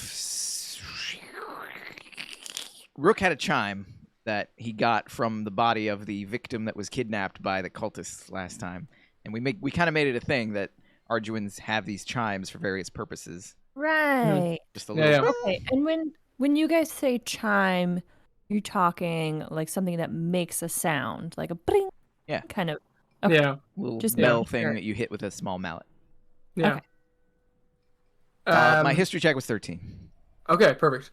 I think with a 13, you know that you don't know why. You can't remember why people send chimes, why Arduin lords send chimes, but you know that Arduin lords occasionally send chimes, send mallets to people, and those, depending on the mallet, it can mean different things, like whether this is a mallet of friendship, a mallet but it's what the signal is that I'm about to use this mallet on something, right? Like, this is my mallet. I have power. I'm an Arduin lord, and I will knock a chime, and something will happen, and it's kind of telling the person what they're gonna do. So you couldn't see what type of chime it is, and you don't know what it does, but maybe sometime the chime's like, I'm gonna call in your service, or you owe me a favor, or I'm coming to kill you, or I'm coming, there's lots of every possibility is kind of open there. For the Arduin chimes. So that's on the table. It's the chime and a mallet, or just the mallet? Just the mallet. They don't send the chime because the chime is the thing that has the power, right? So the chime has the spell, and you knock the chime to cast whatever spell or thing that the Arduin lords use. So the mallet being present is a signal that some sort of message was being sent to the sheriff. That's what we're okay. Exactly. And then there's a top priority thing, top priority envelope next to that. And then there's the usual suspects on the table that you've seen, the counterfeiters, the, fish dealers, the thieves of the boats, the petty children's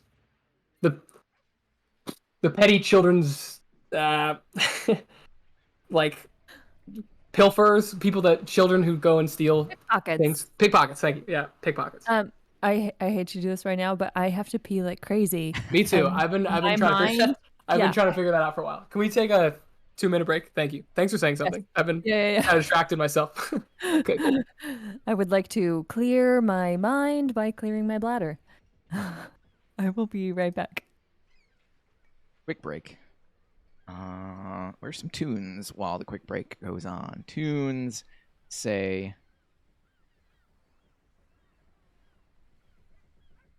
go.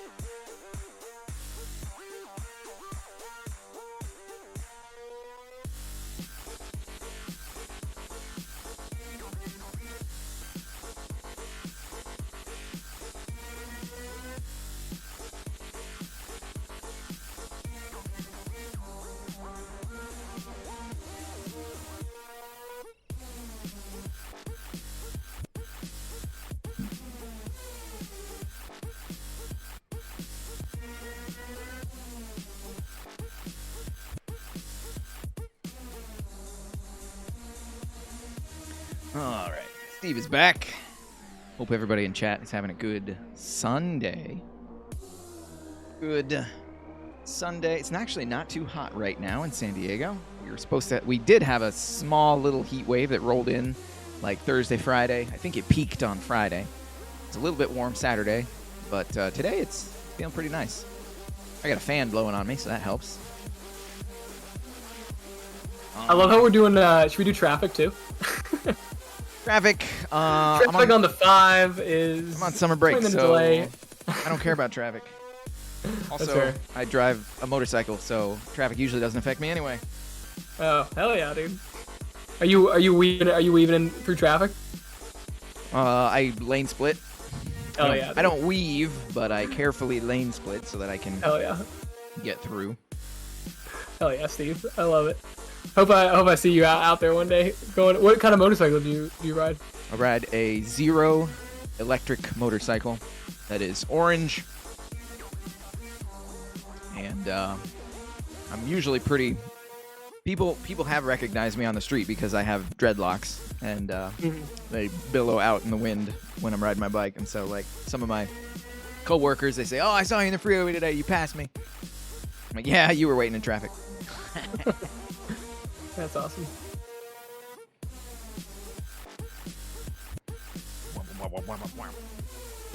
Yeah, I think Steve, those dreadlocks are pretty impressive. I watched a YouTube video of yours. I saw your getup. It's pretty epic. How long have you had this? How long have I had them? I want to say 12 years. Mm. Something like that. What was the inspiration? Because I had long hair, and I hadn't had a haircut for like 2 years, so I had long hair, and I wanted to do something cool with my hair. And I looked up, just Googled long men's hairstyles, and they all looked exactly the same. So, you know, celebrities with longer hair, just kind of swoop back, or tied in a ponytail or something, just, you know, just generic hair that looked boring. Mm-hmm. Then I scrolled down a little ways and I saw somebody with dreadlocks. I'm like, dreadlocks? So I just decided to give it a shot. Hell yeah. And it took a while, because if you put in dreadlocks, it takes a while to get them, like, to mature, is the word that I use. They have to, like, lock in, and you have to take care of them for a good, solid, like, 4 months to get them to really mature. But I did the work, and so now they require, like, not much effort on my part. That's awesome. How do you keep the color on them? You do that yourself? I have a friend who helps me out. But it's the same coloring I hope he's listening. You you bleach it and then you lather it with color. Yep. Okay, let's keep going. So I'm gonna say you saw that on the table, and that's where we are. And he's telling, and you're like, you guys, get out of here. I got stuff to do today. And I gotta now deal with this dead body and send it to the morgue and take all its clothes off and things like that. So itemize it, and put it in the back. You know where cops have place in the back where all the items are. So I gotta itemize everything. I want to. So he's got the manacles on the body, yeah, and I want to. Oh, by the way, McAllister, here's the key to the manacles, and I want to hold out the key, but I want to accidentally drop it behind his desk and try and have it fall behind him, so he has to turn around to pick up the key. Ah, shoot! Sorry about that, McAllister. Could you get that for me? Okay, make a performance check. With my 0 charisma, still says 13. Yeah, I think that's easy enough. You're like, damn, And let's see if he notices it. It's kind of weird. I'll give it disadvantage. It's kind of weird. This thing. No, he doesn't notice the 4. Okay, so he's like, clumsy guy, and he kind of leans over to get that key. As he's picking it up, I want to surreptitiously pocket the folder that says top priority.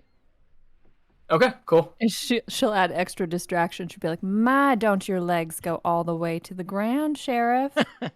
When you fold over like that, it is like a ladder."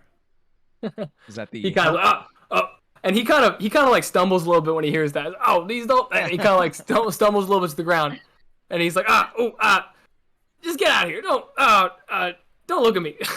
Your wife is a lucky woman. Well, she doesn't say that, but I'm glad you do. Okay, you guys get going. All right, we'll get out of your hair. Till next time, McAllister. Okay, you guys leave. Boom. What's in this folder now? We casually walk away. We're out of spitting distance from the sheriff's office. And we crack this sucker open and look what's inside. Okay, let's see how quickly this guy notices how this is gone. So, I think if he gets above a 15 on his perception, he notices immediately. 10, because this is like an important thing on his desk. I'll say a 10 takes him like 3 minutes, and then 5 it takes him like below a 10 it takes him a little bit longer. Yeah, Hey-o. he is like thinking about your compliment, and he's like going over to the mirror and kind of looking at his legs like, these old things, I don't understand. Like, I haven't done any squats. He kind of looks at his butt like like this kind of pulls his pants up a little bit. Yeah, pulls his pants up a bit, and he pulls his butt up, and then it flops back down and like sags and jiggles, and he's like, I don't know. Sheriff needs to do she's some something. squats. So she's doing that for a while. So you have some time before he notices. Yeah. So. Can we go? I had this thought, like, if we had a folder with some information, I would want to go to like my favorite coffee shop and sit in my favorite like out of the way corner table. Totally. Forktongue, what do you think we take this over to? What would be the name of this place? The swimming turkey. Swimming turkey. I was gonna say the dusty pan. Okay, let's do the dusty pan. Dusty turkey. The dusty turkey. Oh, that's the best. Okay. Okay. All right, and then we're gonna go. Let's go over to Dusty Turkey, and let's, in our favorite table, set this out. Maybe what if Forktongue is like, that's not a thing for you? She's like, come on, it'll be our place. I really want to have a spot. They overcharge for their sandwiches. So I know, but it's the most like we can have our little corner there, and no one ever goes back there, and they kind of leave you alone. If you don't buy anything, they do that passive aggressive thing, where they're like, "Sir, you've been here." I know, but I kind of love it. Like they have attitude, and that one waiter's so cute. Young people. Come on, let's go. It's our place. Okay, you guys agree then? Yes, we'll go. Okay. Dusty turkey. Most of the time, I end up complaining, but I go along with it anyway. She just grabs him by the arm. Is like, you love it. You head over to the Dusty Turkey, and you see it's just opening up. It is now 7 a.m. ish, as you can look at your watch and see, as it keeps ticking. Mm-hmm. And there is a young man with curly brown hair that kind of goes down to his shoulders. He's got blue eyes and little pointy elven half-elf ears, and he has like a little like tattoo sleeve of. He's like the half-elf hipster. Yeah, he's like the half-elf hipster of various places he's been, of various regions he's been in the world as he's traveled around. And he is in the morning, and you see him pulling out the tables, and you see he's dusting them. Like they have to add dust to the Dusty Turkey to make all the tables appear dusty. It's an old and dusty. It's like Amelia Bedelia books where she's told to dust, and she thinks that means put dust on things. Exactly. So he's taking his sack of dust and he's pouring it on. He's spraying his little perfume of musk everywhere, of old book smell kind of thing. Perfect. Yeah, so he's in there. I love this place. And this place is actually interesting because it's kind of farther away, but it still has its glass is actually intact somehow. It's like one of the few places that still has intact glass on the front that overlooks the water. And there's little cafe tables throughout and pictures on the wall. One of the reasons why a lot of people like this place is because there are pictures on the wall of many of the inhabitants over time that have done good things in Carpenter's Folley. Okay. It's really like local. Yeah, local watering place. hole. Okay. And yeah, he sees you guys and he says, "Oh, what's up? A little early for you, huh?" We just every day is a different schedule. We never know where we're going to be. Yeah, I totally agree, man. I never know where I'm going to be. I mean, I never really know what time it is. So, it is what it is. I open now. It's kind of after sunrise. So, yeah. Take your lucky.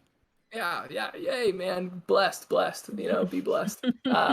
So, favorite seat right over in the corner. All right, take your seat. I'll bring your regular stuff that you always order, and I'll be looking out. Biscuit. Turkey on a biscuit. That's what it is. Okay, so he goes behind, and he starts kind of wrestling things up.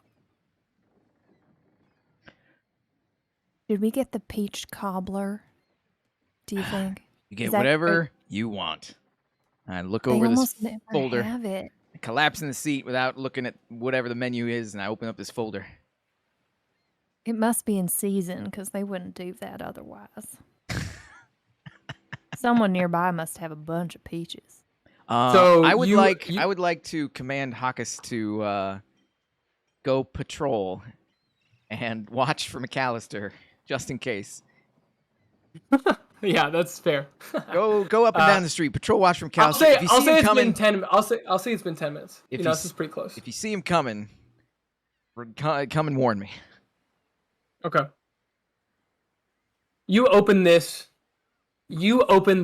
document, and it at the bottom is signed by the mayor of Carpenter's Folley, who is the Grand Carpentriste. Grand Carpentriste. Some say she bought her position, but I don't know. Yeah. I always thought she had a good platform. Exactly. The Grand Carpentriste. Democratically elected. Democratic in quotes. Elected. And you open this document, and I'm gonna.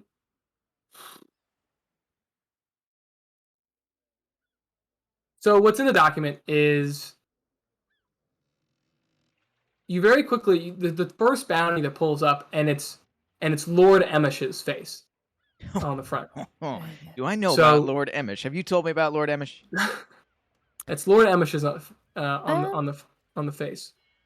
I'm not sure if she would have, because I think that might be a bit of a soft spot. Is he a handsome chatty, guy? But I imagine him to be. Yes. I pull out the photo and I show it to you. I say, "Wow, this guy looks like your type."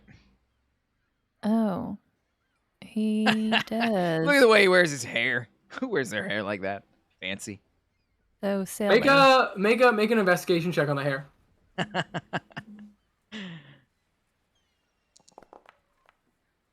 Silly 9. 9. Yeah, silly 9. Yeah, the hair.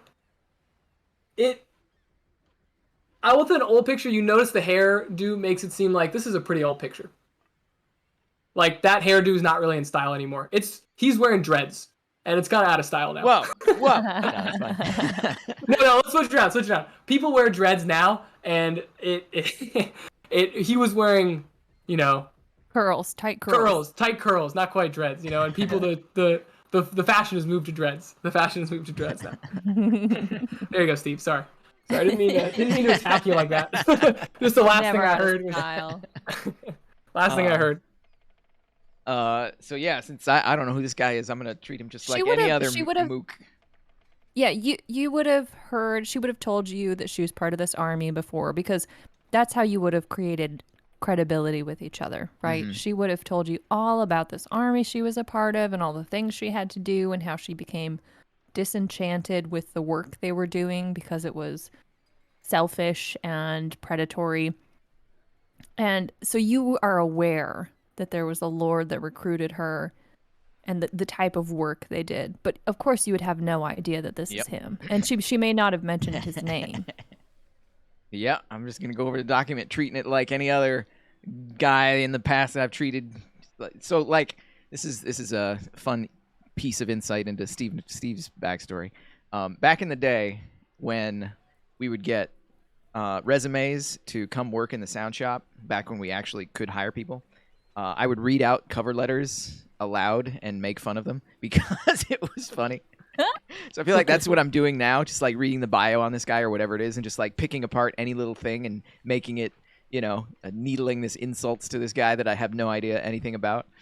Just God, this is what I imagine people actually do with my cover letters, and you have just... Look at this run-on sentence. Look at this spelling error.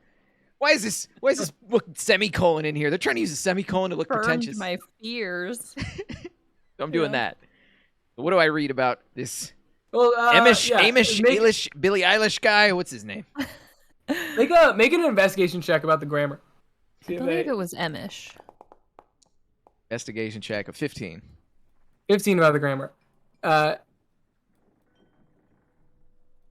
You notice that the writing style with the 15, you know a little bit of the Grand Carpatrice, and she has a certain way of speaking, and you notice that this is not really in her tone of voice, and it's actually in her. You've read these before, and you know it's in her secretary. Her secretary wrote this. It's like she likes to use a lot of semicolons, and so you notice all the semicolons in there and things like that. You kind of pick up on a couple clues that way. Lots of howevers and exactly, yeah, semicolon, however. Exactly, but okay. So the gist of what the document says, what the writing of the document says, is that Lord Emish, big reward. I don't know how much, 1,000 gold, a lot of gold. Holy cow! Yeah, it's a lot of gold, and it talks about how there have been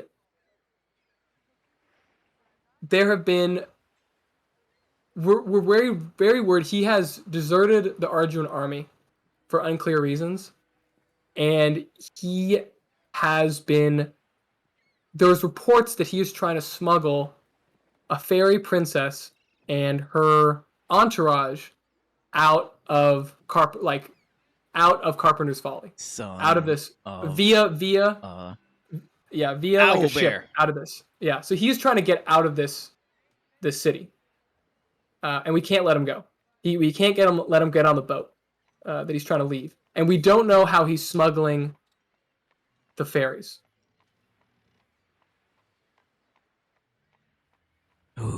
So they know that he's in town? Is that what that says?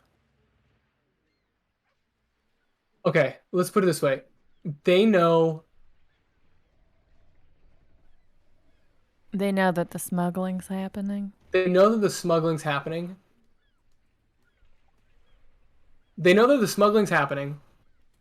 and that I'm trying to put this right. They know he's in town, and that he has a group of people with him that's trying to smuggle these fairies and their entourage out of town.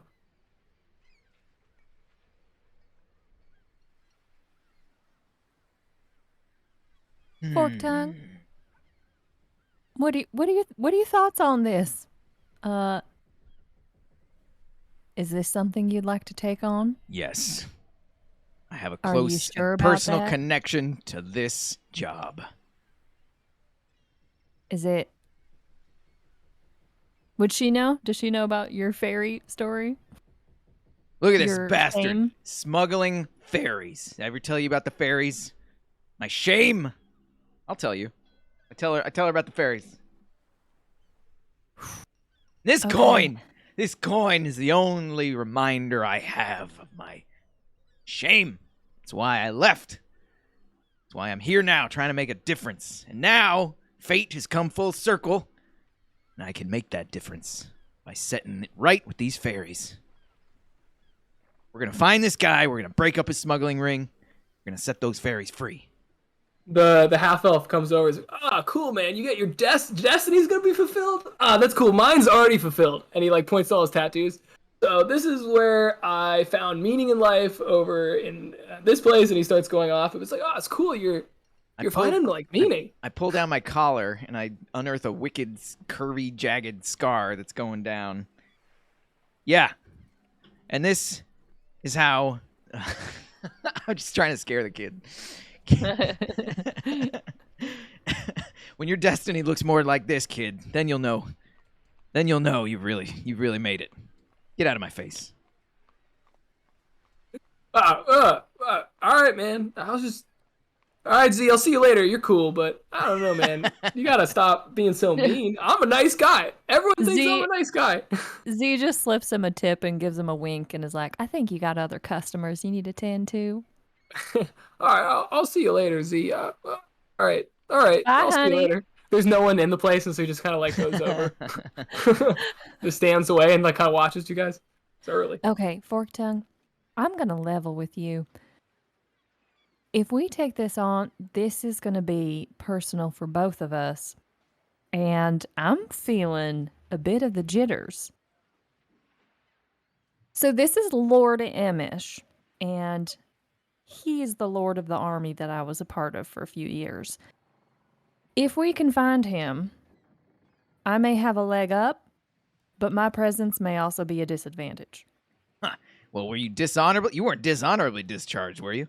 Or did you just walk away? I might have just written a note and left it where he'd find it and then peaced out. Good. Then we'll have the element of surprise. Wasn't so This is much perfect. discharged as disappeared. I will get my closure on the fairies, and you will get your closure on this lord who was doing all that bad stuff. It's win-win. Win-win. Guys still clearly listening. Yeah, win-win-win.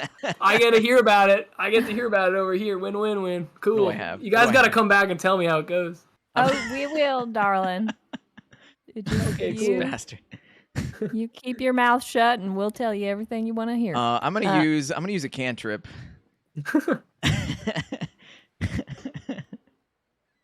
What is it? Oh, I can't wait. Come on. I imagine this kid is just like poking his head out the door and saying, "Hey, really cool guys." Yeah. I'm gonna use the cantrip thaumaturgy to close the door, and if it just smacks him in the face, all the better. Yeah. I love it. All right. Yeah, it definitely smacks him in the face, and he. You gotta look out for those gusts of wind here, kid. We're close to the harbor and all. I wish you would be nicer to him. Oh man! Oh dude! Oh. He's gonna Really spit hurt. in your turkey sandwich. I am not ordering anything from this place. It's really good. Their biscuits are excellent. Enough about the biscuits. How are we gonna It's find? really tough to do a biscuit. How are we gonna find this Lord Amish and his smuggling ring? What kind of detail? Is there any clues in the document? Anything that could give us a lead? Make an investigation check. Let's see. Here's what I don't understand. 16. Lord Emish Investigation. is obsessed with human history. So what is he doing fooling around with fairies? Well, have fairies existed before humans? I don't know, actually. I'm not a student I of mean, history. maybe he thinks they'll lead him to some part of his. He's amassing a collection, and I'll tell you what, I think he has an ultimate goal in mind.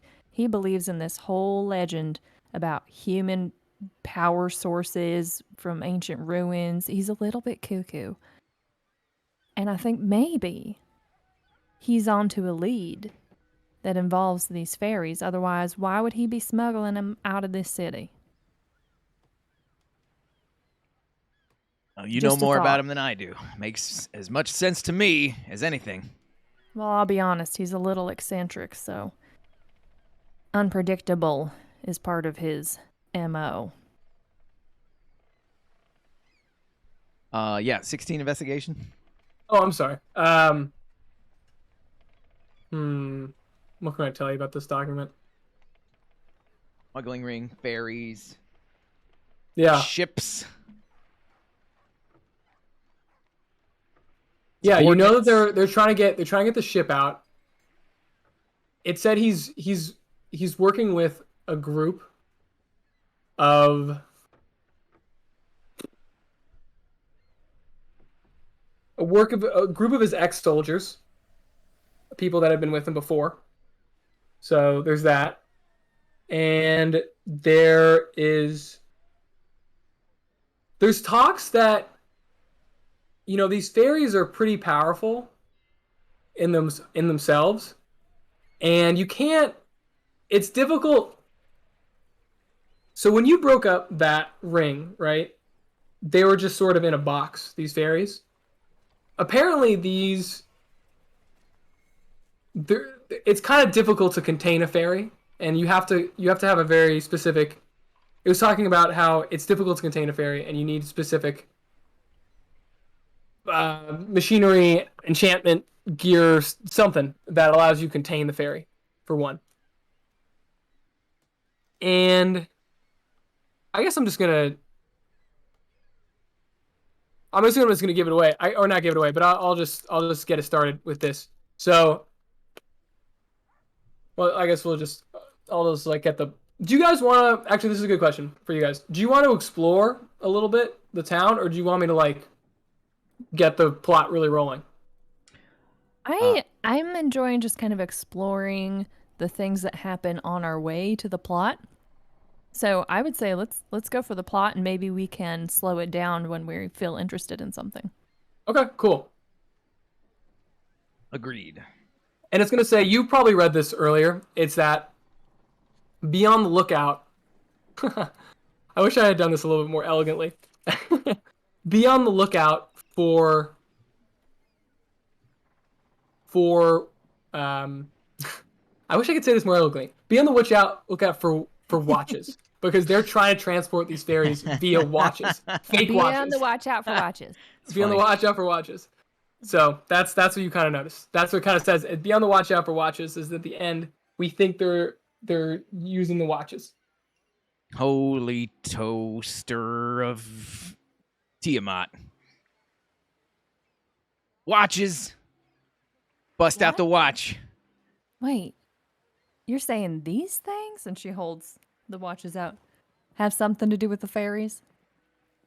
I mean, if this document has anything, if this document's accurate, it might be. We investigate the watches to see if there's some tomfoolery going on. I have a magnifying glass. I break out my magnifying glass, and she professorially is examining it and be like, looking for any engravings or imprints. Make a I fucking love that. Make an investigation check at advantage. Okay.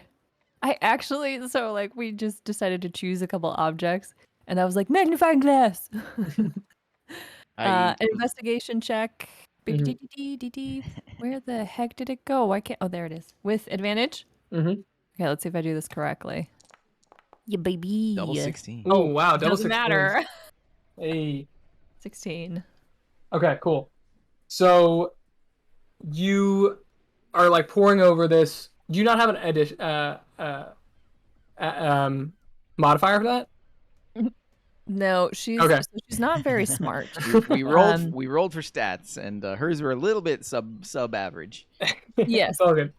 She has a lot of charm, but not a lot of intelligence. Okay, all good. So you notice though immediately that on the sides of these watches, not even that. You guys just didn't take a good look. Your investigation was so low at the beginning, you guys get to take a good look at them when you first found him.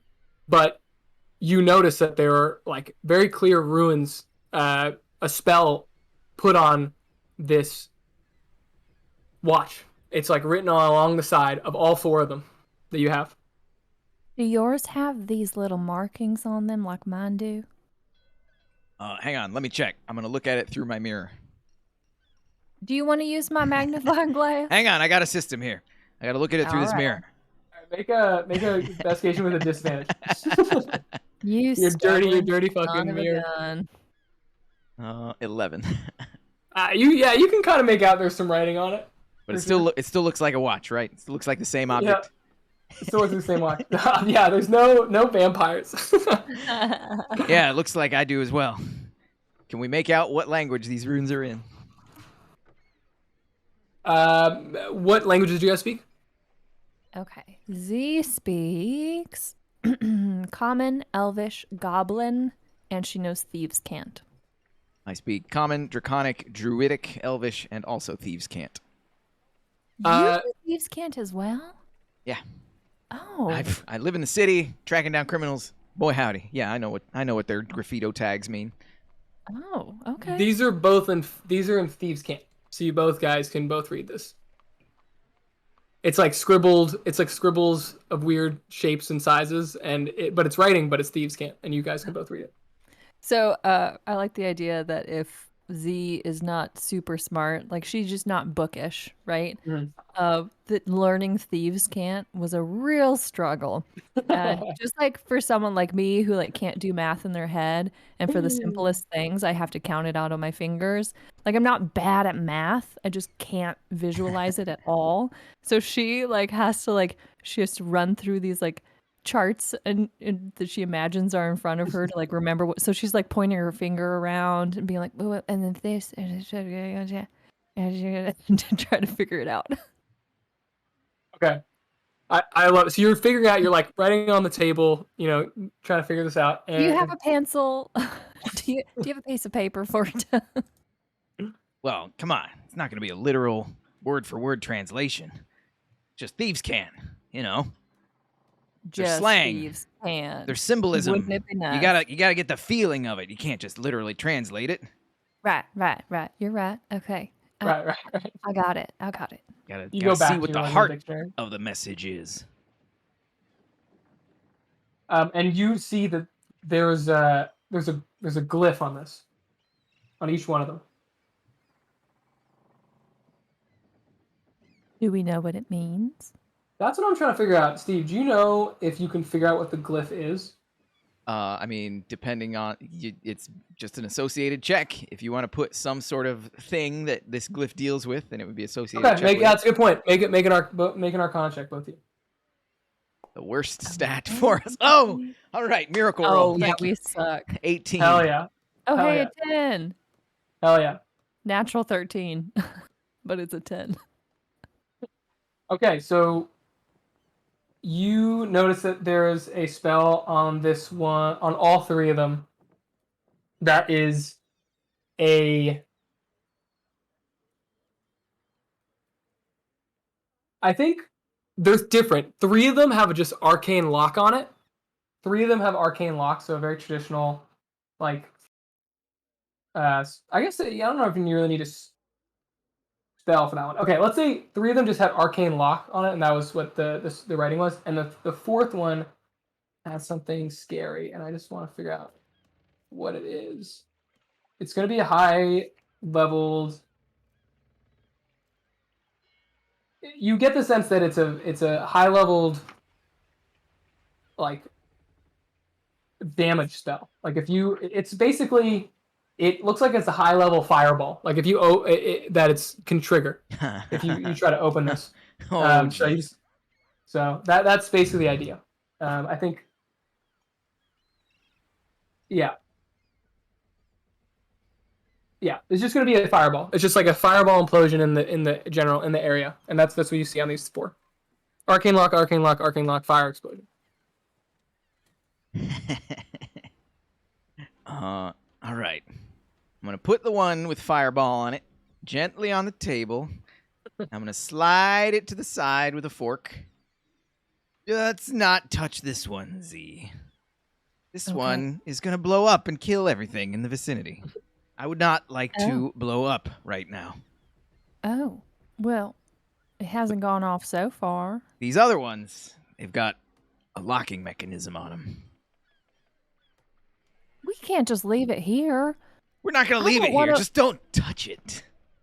Oh, okay. Because if we blow up my little cutie patootie waiter, I will be very upset. I will be less upset, but I will mourn the loss of life. It's because you haven't tried the biscuits. How do we go about opening up these locks? I am totally not confident in my ability to handle wizard magic. Well, let's take it to the local magic man. You know, all that hubbity-bubbity. There's someone here who's good at that, right? You've lived here longer than me. You would know. We don't really mess with that stuff. My dad knows a little bit of this and that. He taught me and my mom a thing or two. But honestly, we don't really mess with it a whole lot because it's a little bit spooky. Do you want to give me that call, Murgs? What? Of saying whether or not there's a magic person in here? Yeah, make a history check. Sorry. Yeah. History. Oh. any wizard magic I usually steer clear of. I got no idea. Right? I'm more of a earth-based magic. You're more of a hands-on. I can tell that. You know, salt to the earth, ear to the grindstone, however the saying goes. You know, that's why we get along. I feel the same way. Okay, well, there must be someone who knows, or the classifieds. I don't know. The classifieds. I love it. Yeah. No, pull out they have the classifieds there for sure. Oh yeah, it would be like on a rack on the wall. And he's like, this guy is still totally listening. It's like, oh, you got, you want the classifieds? Sorry, keep doing. Well, you guys, you want the classifieds? Yeah, I got any Z for you, anything for you, baby. And he like takes over the classifieds and he kind of drops it down. It's like huge. It's this huge book. And every time you open it, sweeter than sugar. Oh shucks.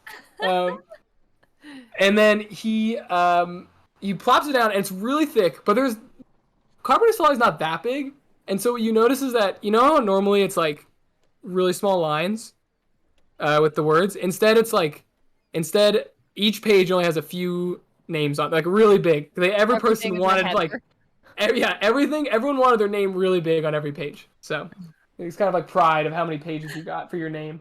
So like some names extend across multiple pages and things like that. Yeah. Like you flip to a page and it's just one name. Yeah. Yeah, exactly. Oh my, this is she like bites her bottom lip like, oh, this is a large book. Okay, we can do this. We can is it color coded or how do you anybody help? Alphabetical. M. Look for M, magic. M for magic. Or maybe W, wizard. M's like in the middle, right? Okay, yes. And she like flips to the middle. It's just like, it says marketing. It says mops, mom's mops. This next page is morgue. Oh, nope. Okay, let's try W. Water pipes. Nope. Willie's Wonderful Ranches. Nope. Damn, this is difficult. Okay. Wait. Oh, I think I found it. It says wizard. Okay. Perfect. You found the wizard section. That was a journey. Done. We made that journey. That was a journey, but I love that. I love that you found it.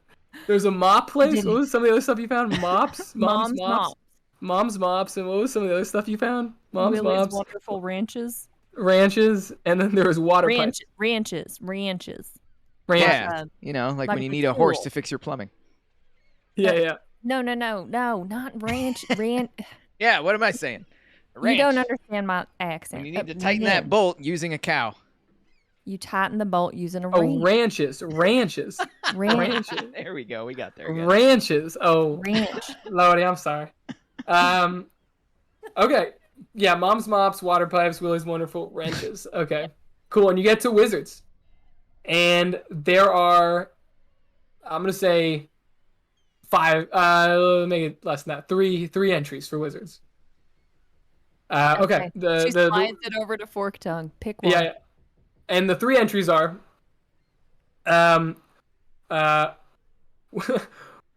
Willie's Wonderful Wizards is the next one, so that's one of them. Willie's Wonderful Wizards. He's a real entrepreneur. Yeah, so there's Willie's Wonderful Wizards, and then there's there's Dark Magic Sorcerer Gregargian the Black is another one. That could be interesting.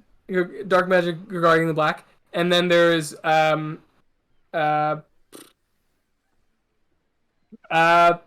witch on the end of the town. Witch at the end of the town is the third one. Witch on the edge. Witch on the edge. So those are your options. You can also there's other parts. You can do whatever you want. There's other parts of this book, and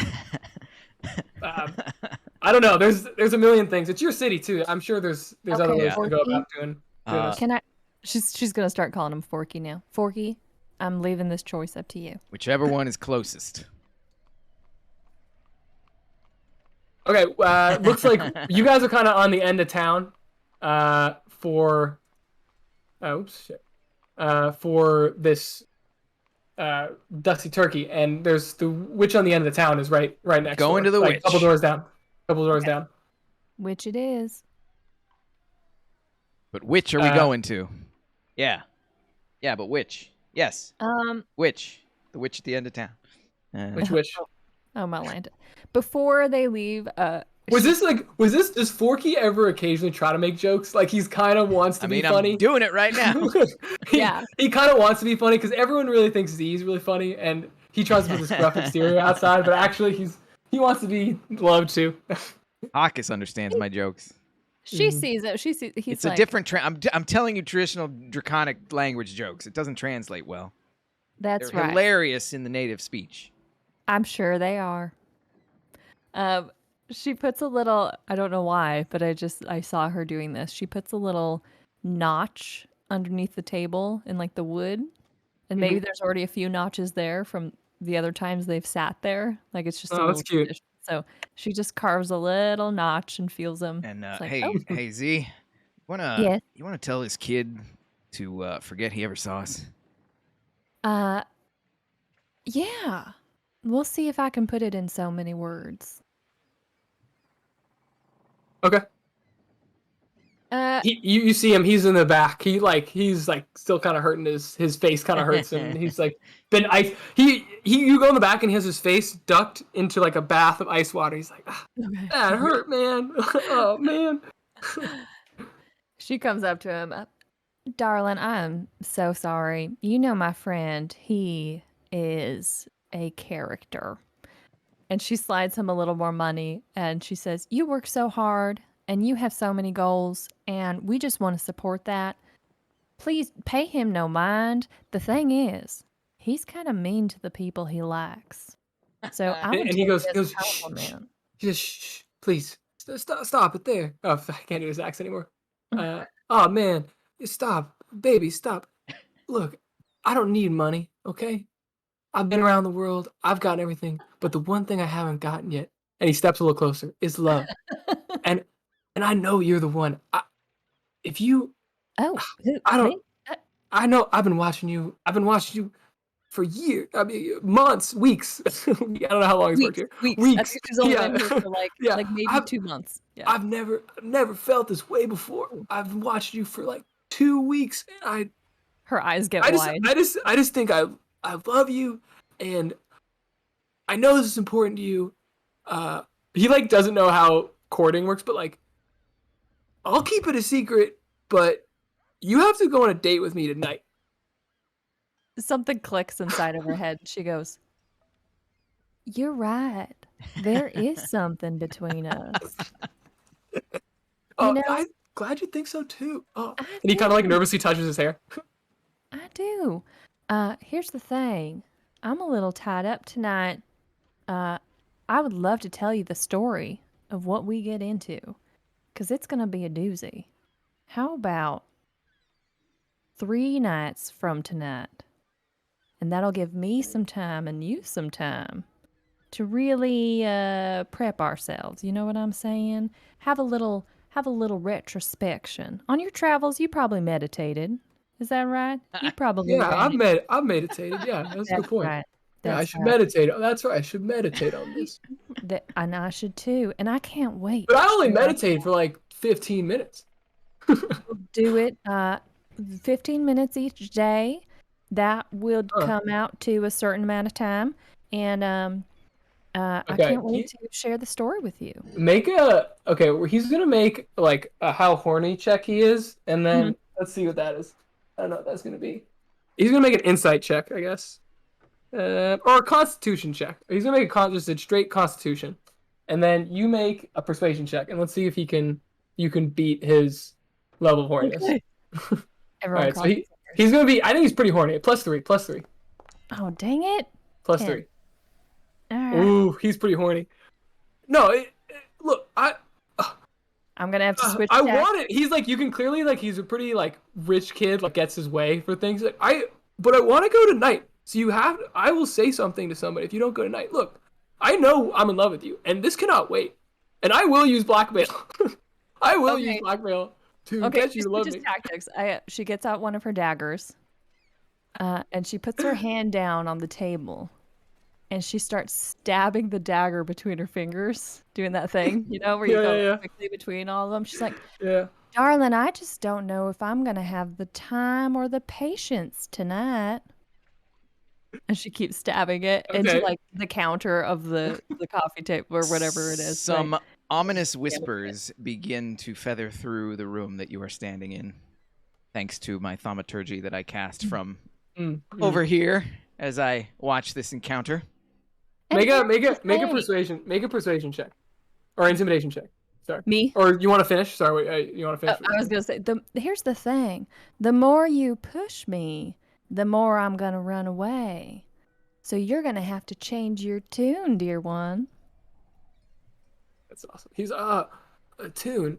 Okay. And make a persuade intimidation check. Okay. Dang it! It's almost a 16. 8. Damn. 8. Okay. He's like, oh yeah, okay, yeah, I'll do that. Okay. Jeez. Okay. And he like turns away. Maybe she like cuts her finger a little bit, and she just like tries to hold it together. Oh yeah. All right then. So we're agreed. You're gonna be mom, and as long as you're mom, we could have a future together. Yeah. That works. Yeah. That's right. And what I'm saying is, if I hear one little leak, then the date's off. Okay. Yeah. Okay. I'll do that. Okay. Jeez. Okay. Yeah. All right then. See you later, baby. Don't you change. I won't. And she turns back to Forktongue. Yeah. She turns back to Forktongue and just rolls her eyes, the largest eye roll that ever could be. Just ugh. Okay. So you guys want to head out to Witch's place? Witch at the end. Okay, Witch at the end. So you go over and She would on their way there, I think she would try to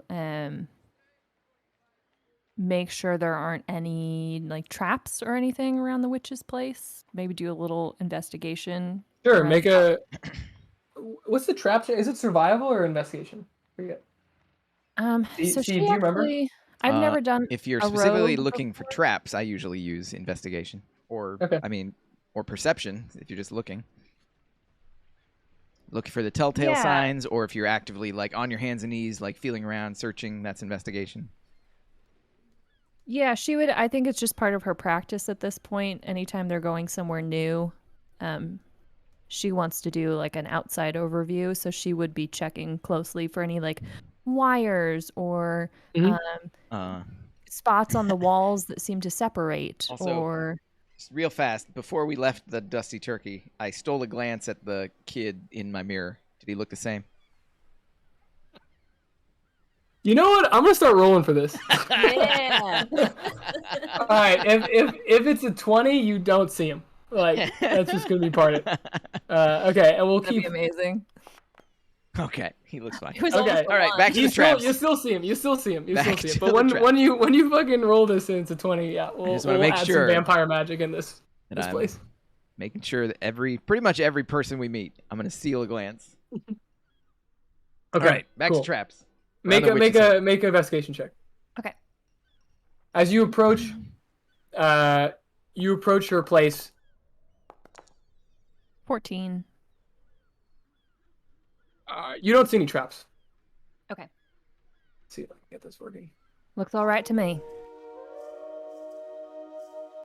So you step up to her place. It's literally somehow this is a little bit maybe too mystical, but whatever. She has it's at the edge of town. Most of the place is very basically most of parts of Carpenter's Folley is kind of dilapidated and gray, and the grass is dead, and the trees are it's every windswept. But you notice immediately, you're like, how did I never see this before? Or how have I not heard of this place? I should have heard it. It's out of town. It's lush and green. There's kind of this bubble, and there's a creek running through it that goes to nowhere. It just starts nowhere and ends nowhere. And you see a little kind of tent by the creek side, and a woman around a cauldron.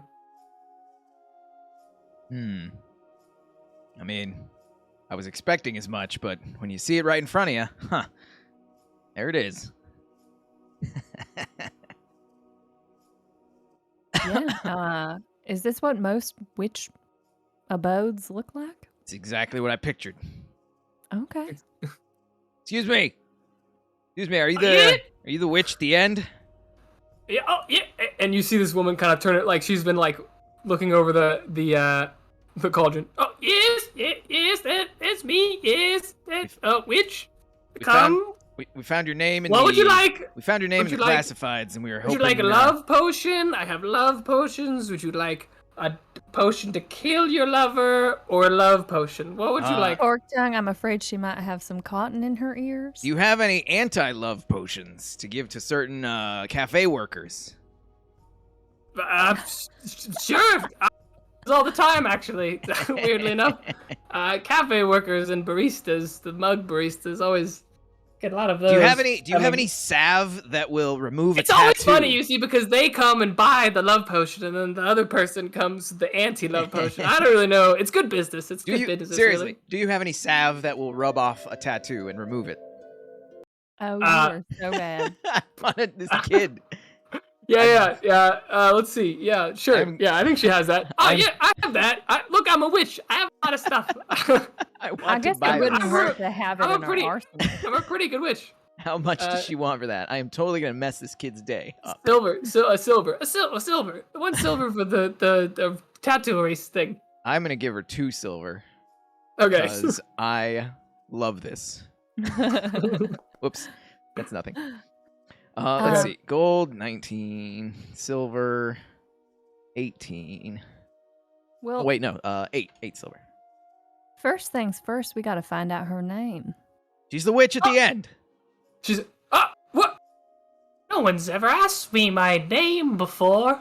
And she kind of looks at. Imagine Oh, you must have kindness. one. Is this what kindness feels like? Oh.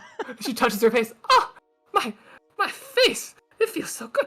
You are a blessing. What? My name is Wendy. Wendy. When Diffamus the Strange, but people call me Wendy. My friends, at least. Well, it So is then, a when pleasure. diffamous, I call Yeah, personal. yeah. When When infamous. Thank you for this, salve. When diffamous, yes, of course, yes. I'm gonna give. I'm gonna see if she knows you guys actually. Let's see. Oh, that's possible. Yeah. Yeah. Okay. So above, I'll say above a 10. Let's see. It's a 50-50. Nope. 7. Nope. She doesn't know you. I'm gonna give Z the side eye that she can command this conversation. It's she is the kindness. Yep. I just accidentally exited out of Foundry when I was trying to minimize.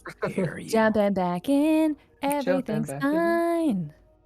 We're all good. Okay.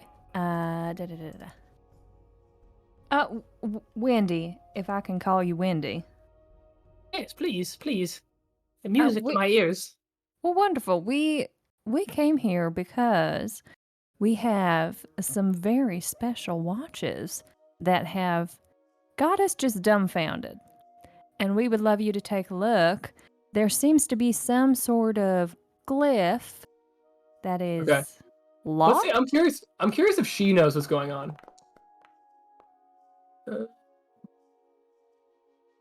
I think that's a yes.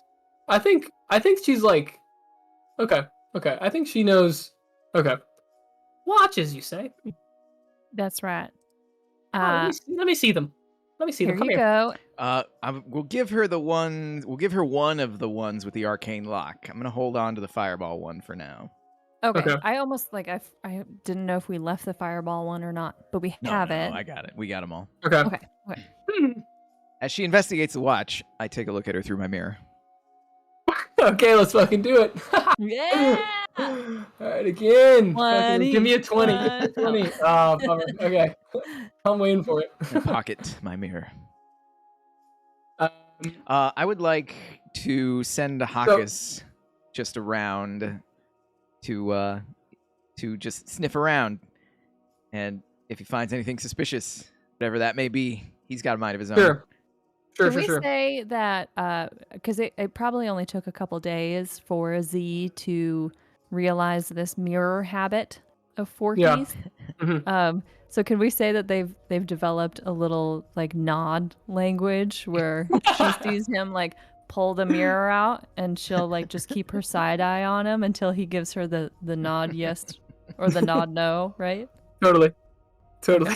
So she sees and she totally nod understands. no. You totally understand. And she's like, okay, yeah. Okay. So what were we doing? Yeah. So she's. Let me see. You hand her one of the arcane ones. Yeah. Yes, I can open this. I can. But why should I? Do you have any idea of what is inside? I think I do. And she like puts it down. She's like, I think I do, really. This is strange. You see, I'm a witch, and I know many things. I am capable of seeing things. Okay? I'm capable of seeing things. And so I'm going to say that she is into... what is this? Like, is it clairvoyance or augury or things that you can kind of see into the future a little bit? Yeah, that's clairvoyance. Clairvoyance. Well, either or. Clairvoyance is sort of like a little bit more, right? Mind reading. Yeah, there's definitely a one that you can. I think maybe. It's kind of like augury. I know there's one that's higher than that, and I'm just forgetting what it is because I've done that before, but I forgot the spell. But it doesn't matter. It is what it is. Like, I look into my cauldron and I see things. Okay. And I've been waiting for two people such as yourself. It's to come with these, and I do not know if this is a good idea to open these. It was unclear. It was unclear but it was not good. I've been waiting for this. Waiting for these watches to come here. Like, So you I do not know knew if I someone was do not gonna know bring if I them? want. I do not know if this is a good idea to open these watches. I knew that one young person and one older person would Oh, come. he's young at heart, Not as believe old as me. you, lady. I heard that. I heard that. I heard that they were coming, and I knew that I would play a part, but it would be dangerous. It would be dangerous, and I do not know. I have stipulations of opening it. Is what I'm trying to say. I have stipulations. What are they? Stipulations is I have to come with you wherever you're going. Okay? I cannot leave this undone, whatever this is. I see something strange happening, and I see a a dark energy, a dark energy that I do not like, and I see death. Death. I see death on these watches. These silly watches. Yes, that's what I see. I'm trying to. What is the spell? Because they can say certain things, right? It's maybe it's talk to deity. What's that one? You're gonna ask like 3 questions. The 3 question one. That's what it is. Commune. Here we go. Yeah, commune. Commune. There we go. Okay. Okay. Forktongue, do you think Yeah. maybe the watches killed that dude? Anything's possible at this point. Now we've got magic in the mix.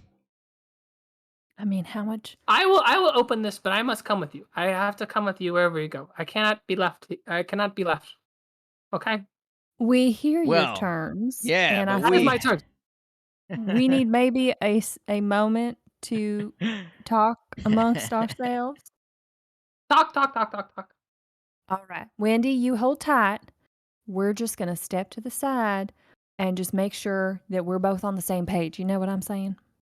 Yeah, page. The first All thing right. the first thing I'm gonna do is I'm gonna. I don't like reading. I don't like reading. She says. She's like, I don't like reading very much. Pages. No, I don't like pages. Neither do I. You're kidding. Yeah, I don't. Oh. Spells, talking, no reading.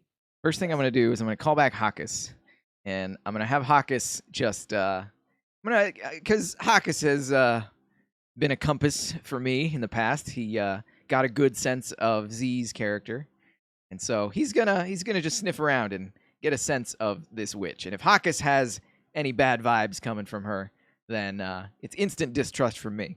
So that's number one. Okay. Second, I'm gonna collaborate with Z. Well, Hawkins should make an investigation check, right? Because he was looking around. Yes. Okay. Go. Hawkus says, where are you? Invest. 12 investigation. With that, I'm gonna say that he noticed another mallet, like the one that they saw on the sheriff's desk. Ah. I will. He noticed that, and okay. he noticed that, and he's like, "That was peculiar." What else would he notice in a witch's abode in the tent? I don't know.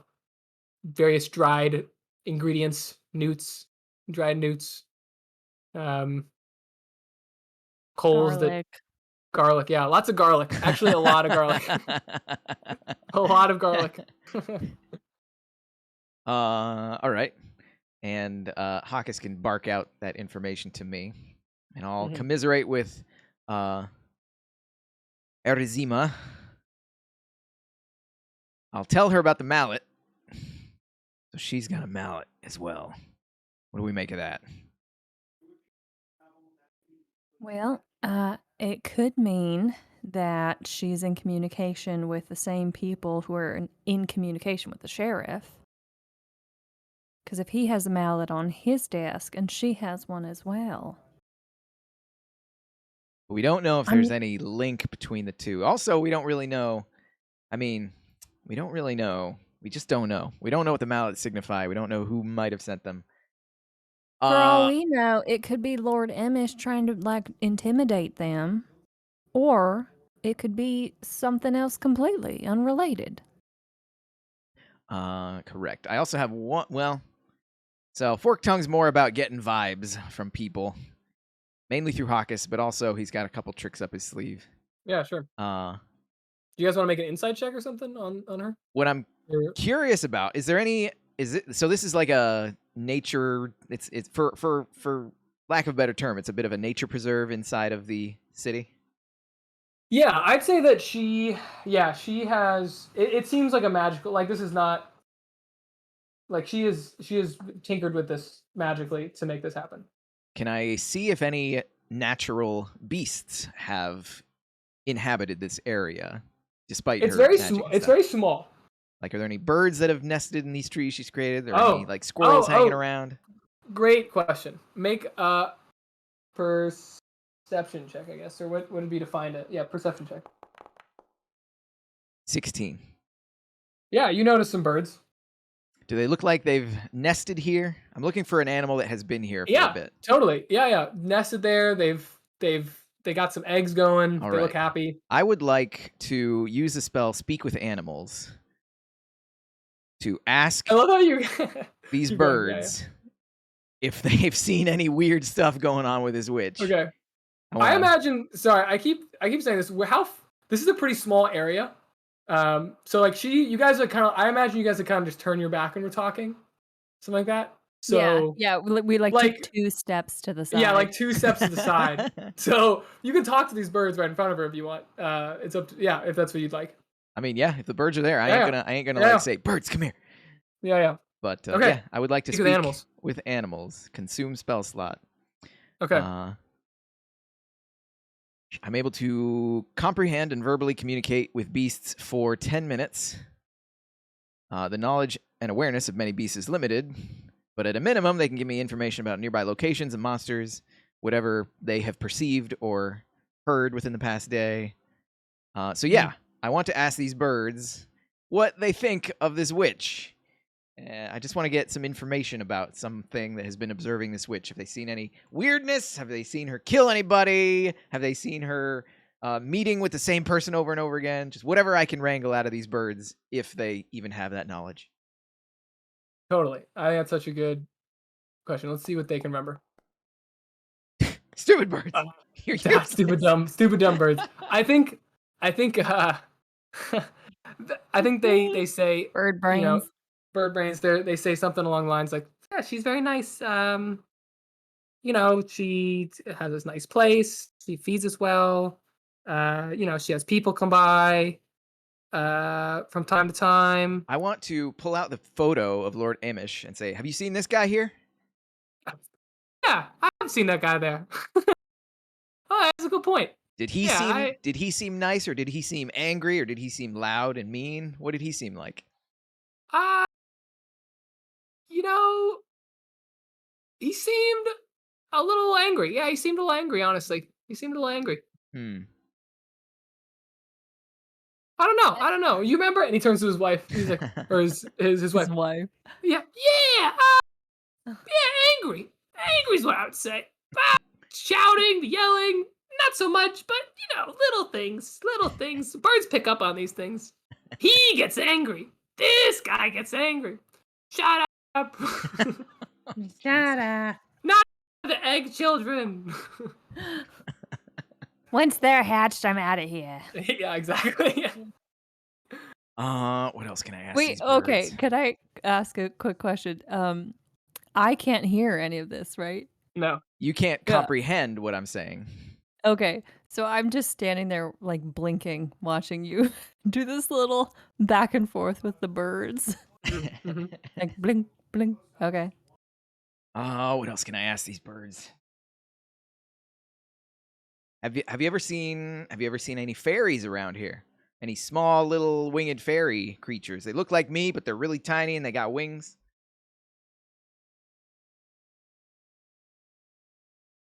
Maybe. I don't think so. No, I haven't seen any. Nah. Right. Little things? Nah, nothing little. But you saw this guy and he was mad, and that witch lady, seems like a pretty nice person. All right. All right. Thank you, birds. You've been helpful. Here's no problem. What can I offer you as a thank you?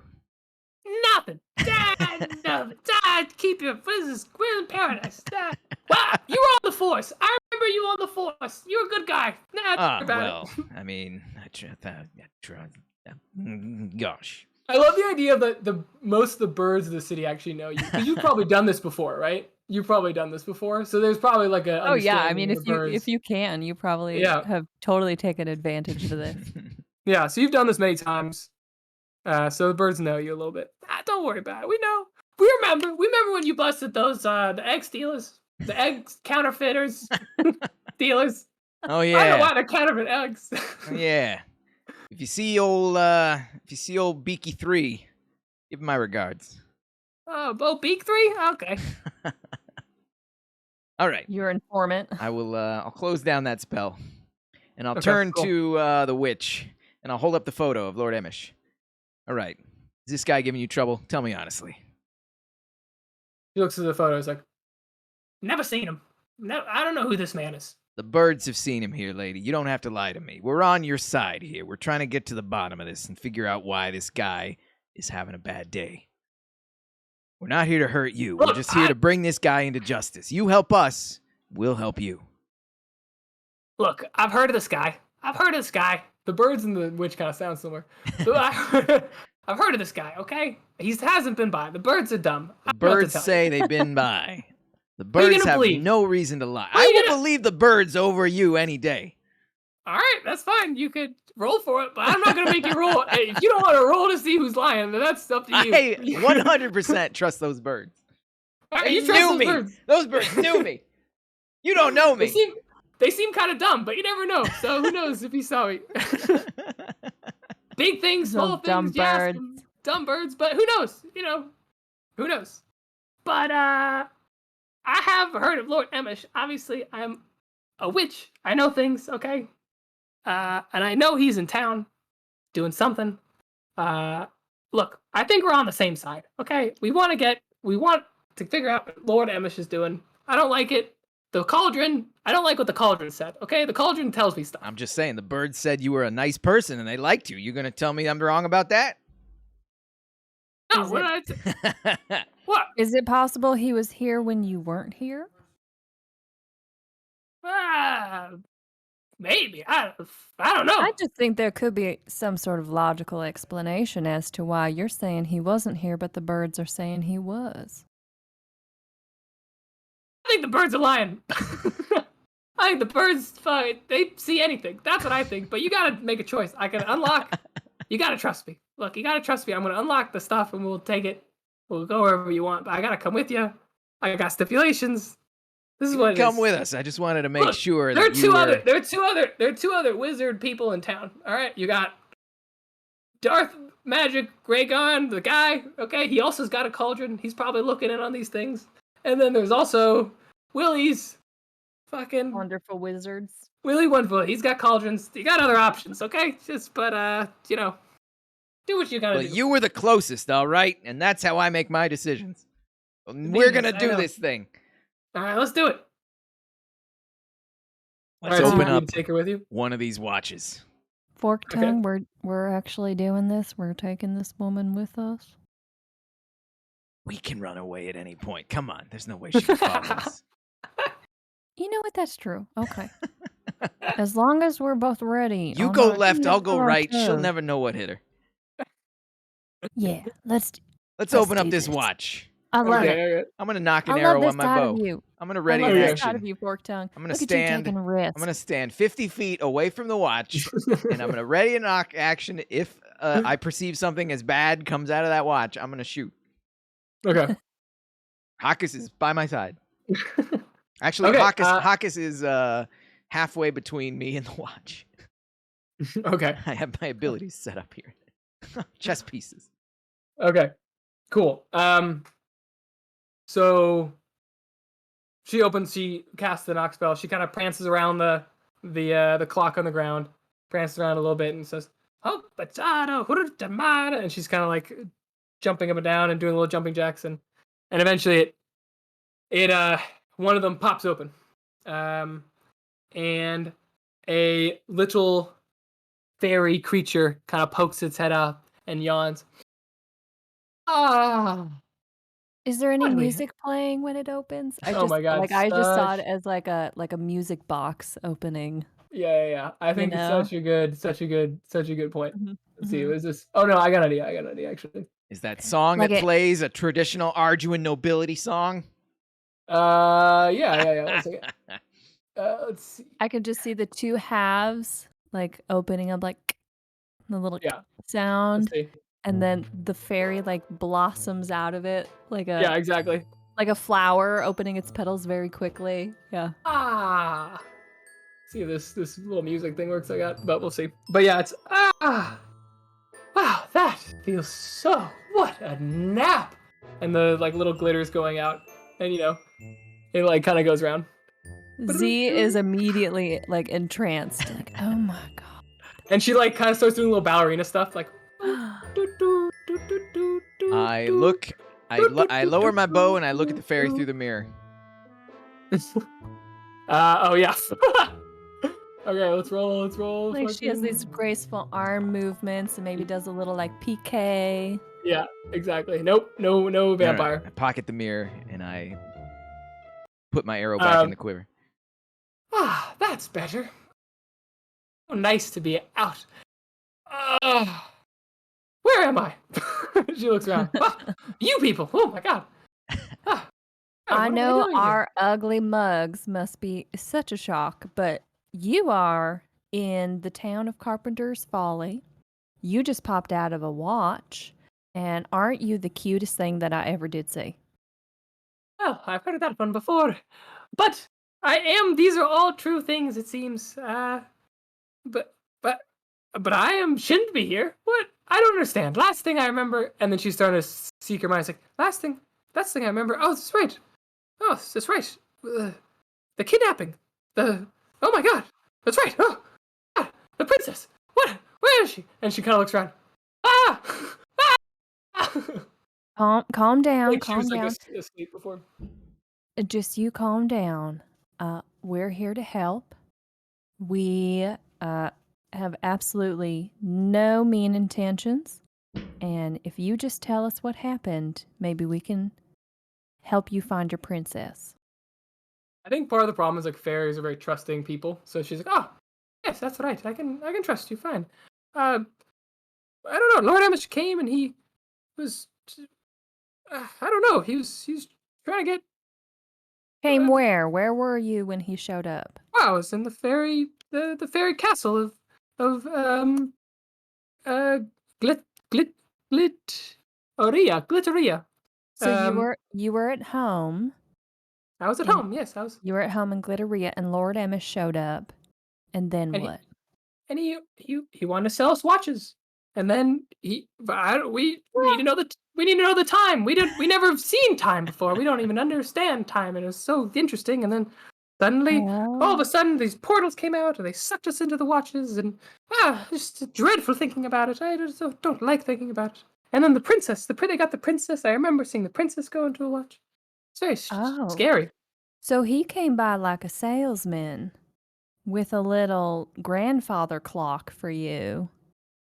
And then Yeah, once you bought them, he left. And then they were actually traps. Is that what you're saying? I think that is what I'm saying. Yes, I think that's pretty much what it goes out to. But we gotta find the princess. Where's the princess? Hmm. Hey, What do you when think, Forktongue? Do we open the other 3? we should open the other 2 for The sure. other 2.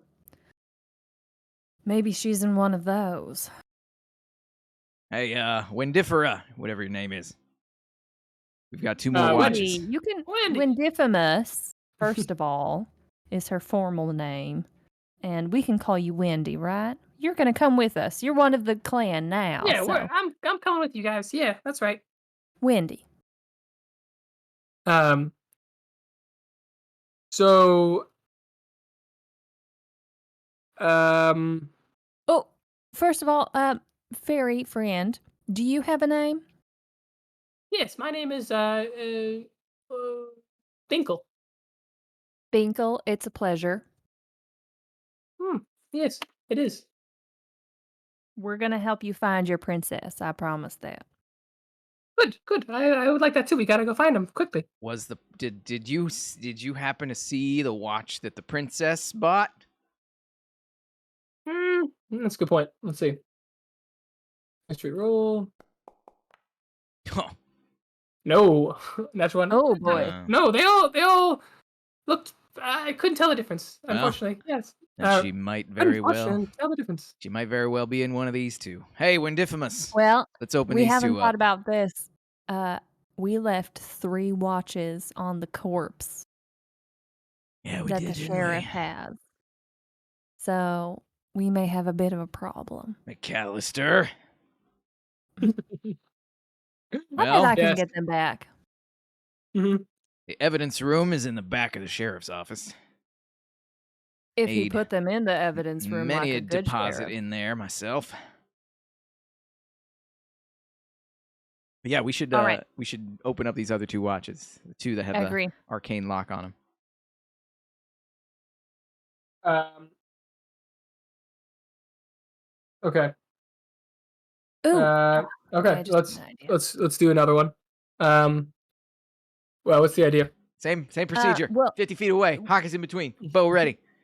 So just a thought I had for if we're opening all of these, we could potentially end up with, let's see, we've got 1 fairy out, potentially 2 more about to pop out.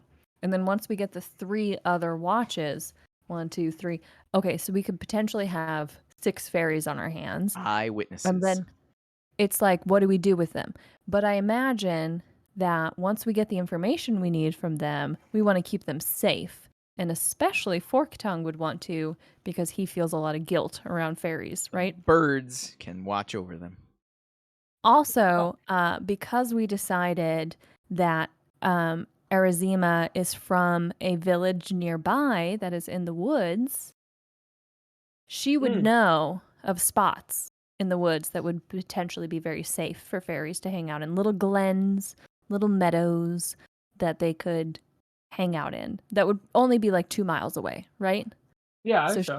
Yeah. So I was just thinking, like, what the heck are we going to do with a bunch of fairies and a witch? We can't drag them all around. So I know a place where they could be safe. Once we get them all investigated, we'll drop them off, ask a few birds to keep an eye over them, okay? Okay. I think I'm gonna fast forward. I think that's good. You open the other 2 watches. Fairies also come out. They're also like part of the court, but not the princess. Okay. And you still have the last one with the fireball on it as well. How close do you have to be to cast your opening knock spell, windbag? That's a good question. Let's see. I feel like I got a knock on it, but maybe I'm wrong. Okay, I never remember. I should go through a spell book. It's like, okay, what follows? H-I-J-K. H-I-J. Oh, you Okay, have to go through it just like I do. We are Ah. birds of a feather. Where the hell is this knock spell? Oh, here it is. 60 feet. All right. Yeah. Do it from far away. Let's see if it triggers a fireball. Fireball's like a 30-foot radius, right? We can be fine. Yeah, I think so. Let's find out. Put it in an open area, not next to any of your flammable cauldrons. Everybody Okay. stand back. Let's make a little barricade out of some I don't know, you got a table or anything? Yeah. Fire in the hole. She Okay, let's do this. So I'm gonna am I going to?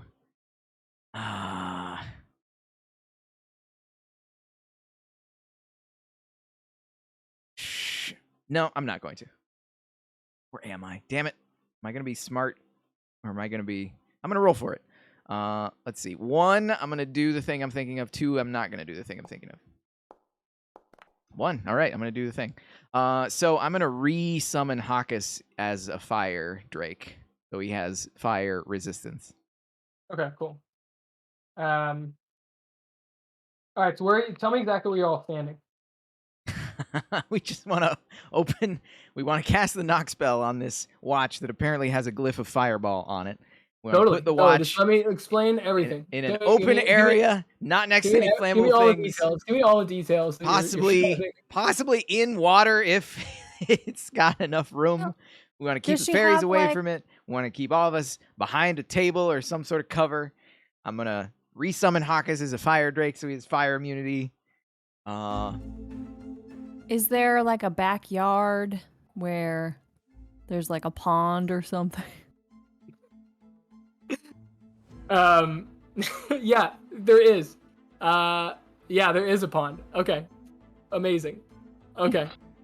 So what are you gonna do with it exactly? I'm gonna mess up a pond. Put it in the pond, making sure it has the correct radius. Oh my god. Okay. Yes. We're gonna be at least 50 feet away from. We're gonna be on the very edge of however her range of her knock spell is. So 60 feet away. And where are you all? Tell me where you guys are all standing. So you're 60 feet away. We're 60 feet away, so out of the water, hopefully. Okay. And we are. But in relationship to each other. In relationship to each other. I think we would put a table on its side and like crouch behind it, right? Yeah, I mean the tactician in me wants to spread out, but I feel like we're all hunkered down, crouched next to each other, like hugging each other for comfort. Like, okay, she's gonna do it. She's gonna do it. Oh crap! Oh crap! Okay, let's I want to make sure. Z says to Forktongue, she's like, right. This is just an amazing side of you. Look at you taking all these risks. What are you talking about, risk? I'm trying to be as safe as possible here. You see all this table we're hunkered down? You see how far away we are from that thing? You see the water? This is a calculated risk. Okay, you try to downplay it, but I'm proud of you. I love it. Okay. All right, so she starts her little thing. We made sure the fairy is safe, right? The fairy is. We made sure the fairy are safe. Wherever you put them. Put them underneath like a heavy iron cauldron away. next to us. Yeah, behind the cauldron, 80 feet away. Yeah, whatever. Okay, so she starts to do her little. Here I go. Let's not die. Please not die. Is this a good idea? I don't think so, but let's do it. And she starts sighing, and she goes, poof! And you hear a, and then you hear a, and then it's in the bottom of the pond, right? Yeah. Yeah. And you just hear a, as the pond starts just sizzling and boiling, as this the fireball is like, the fireball spells that were in it they have to evaporate into the water. And from it emerges, from the fire, emerges this is a fire elemental that's slowly under the water, just. Well, crap. But it's underwater, and I think it's under some deep water, and I think,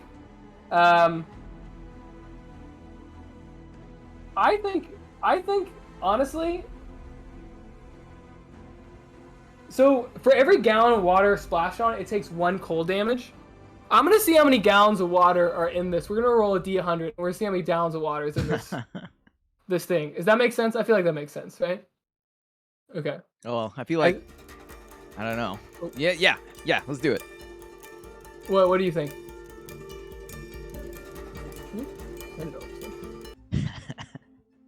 I think it's a small pond, so it at least has a minimum amount of gallons in it. Oh yeah. Let's say a minimum. I mean, how many gallons in the bathtub? I don't know how many freaking. I don't know how big this pond was. We never talked about how big this pond was. Yeah, you tell me. All right, so we're gonna just roll. This might be a fucking puddle. Let's find out. Here's our pond. 73 gallons. Woo! Okay, so this thing just emerges, sputtering and as it just takes 73 points of damage. Well done putting it in the freaking water. Okay, but it's still alive. And let's roll initiative. All right. Let's roll some initiative. So this guy rolled a 9. That's 9. This guy rolls a 9. Oh, I rolled a 7. So. Yeah, okay. Garbage rolls. I rolled an 8. Yeah. Okay, this guy rolls first. So as he emerges from the water, he Let's see. Yeah, so I think he has 50 feet. So I think he starts speeding towards you. So you said we're 60 feet away-ish. Yeah. So he's speeding towards you. He's down a little bit, so he's get up and down. So I say he gets he's 20 feet away from me. He's like, he can dash, right? Yeah. Yeah. So he's gonna get to you, basically, as it comes to you. And I'm trying to remember fire form. A creature that touches the fire, or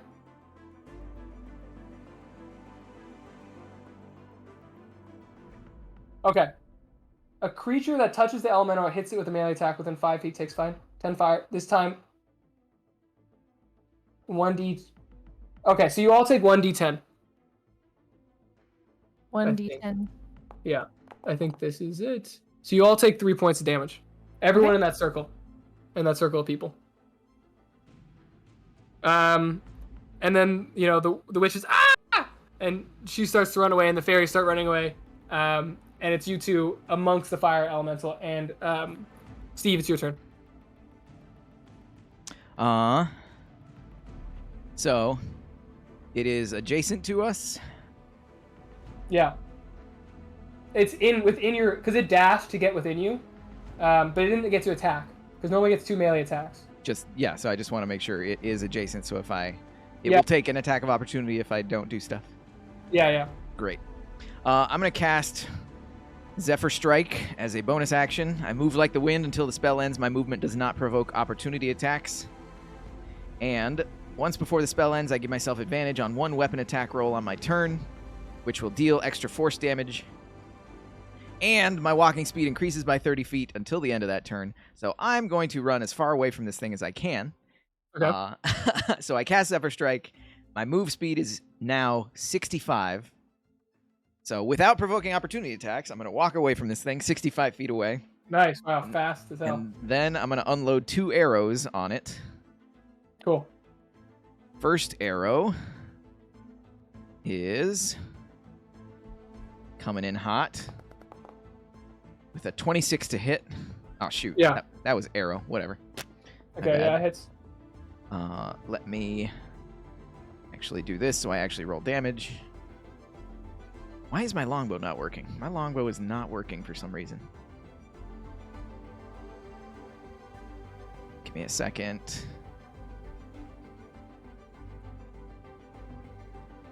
Arrow, 20. Range weapon attack, default. Damage formula, yes.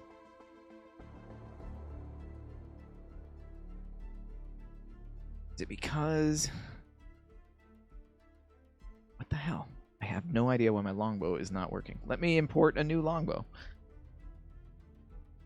Sorry. It's weird.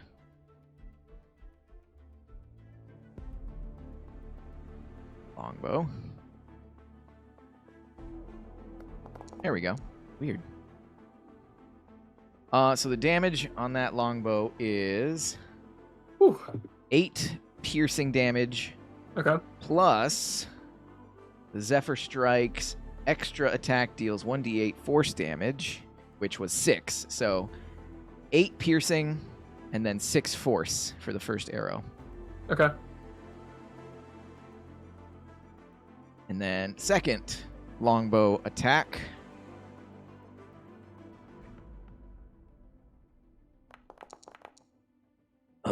14 to hit. Still hits. Armor class 13. Woo. You can hit all these elements. That one does 13 piercing damage. Okay. And just for the heck of it... nope, I am out of range. Never mind. That is it for me. I used the bonus action to cast a spell. I attacked twice, and I moved, and I'm done. Okay, cool. Z, it's your turn. I'm going to also use my bow, the short bow, and see if I can get a hit. You are adjacent to this elemental, so if you do a ranged attack right next to it, you have disadvantage. Oh, I don't think I realized it was that close. Okay. So instead, I'm going to use the rapier. Thank you. Oops. Miss? 10 to hit. Nope. Okay. Then I'm going to use my bonus action as a rogue, and I'm going to use the cunning action, and I'm going to hide. Which... Okay. Do you mean, are you going to disengage and then hide, or... Because you're right next to it. It's right next to you. You cannot hide. Yeah, I don't think you can hide. Oh, okay. Gotta get used to this rogue thing. I guess I'll disengage then. Hold on. Let me make sure I'm not missing something that would be way better.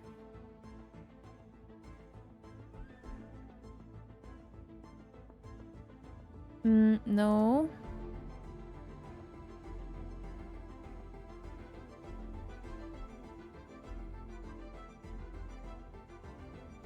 And that one doesn't apply. Okay, let's disengage then.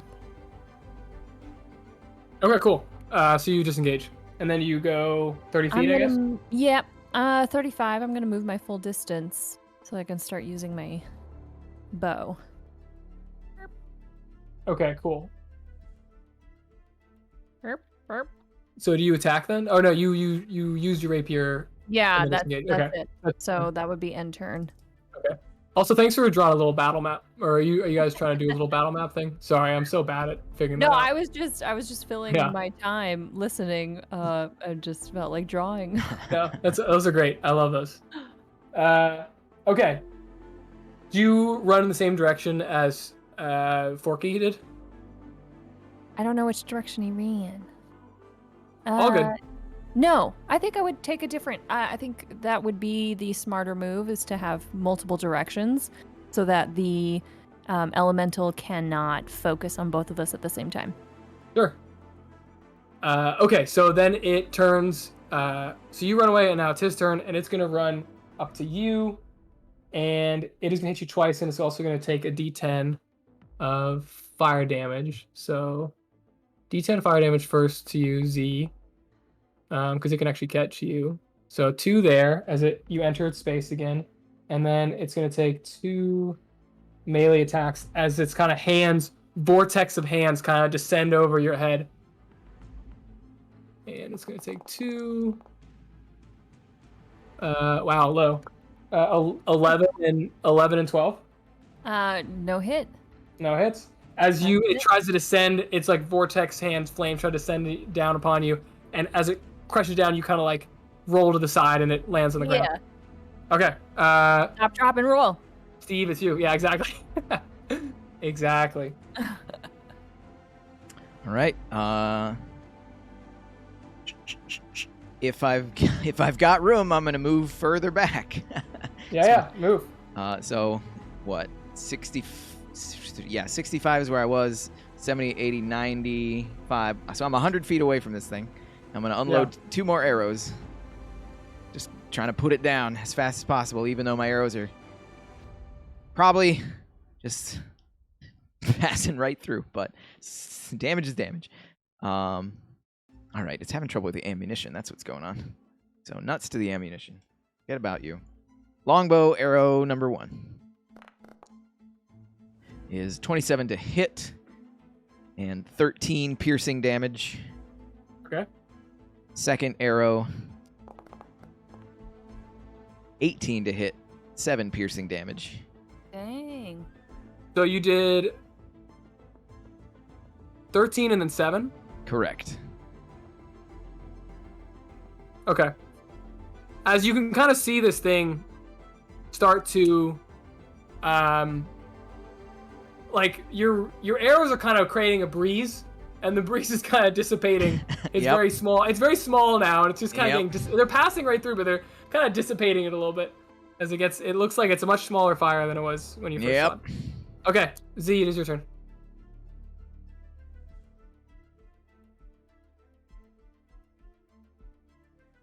Hawkus actually goes right after me. Oh, my bad. I've been skipping. I didn't realize he was in combat too. Hawkus, I'm actually not commanding Hawkus, so Hawkus is just there to keep him tied up, and Hawkus is just dodging pretty much this whole time. I think that's what I'm gonna have him do. Cool. So it followed me. How close is it to me right now? It's like On you. It is 5 feet. It's within Okay. the. Okay. Yeah. Hawkus would stay within melee range of the guy. Hawkus is just keeping up with it. Okay. So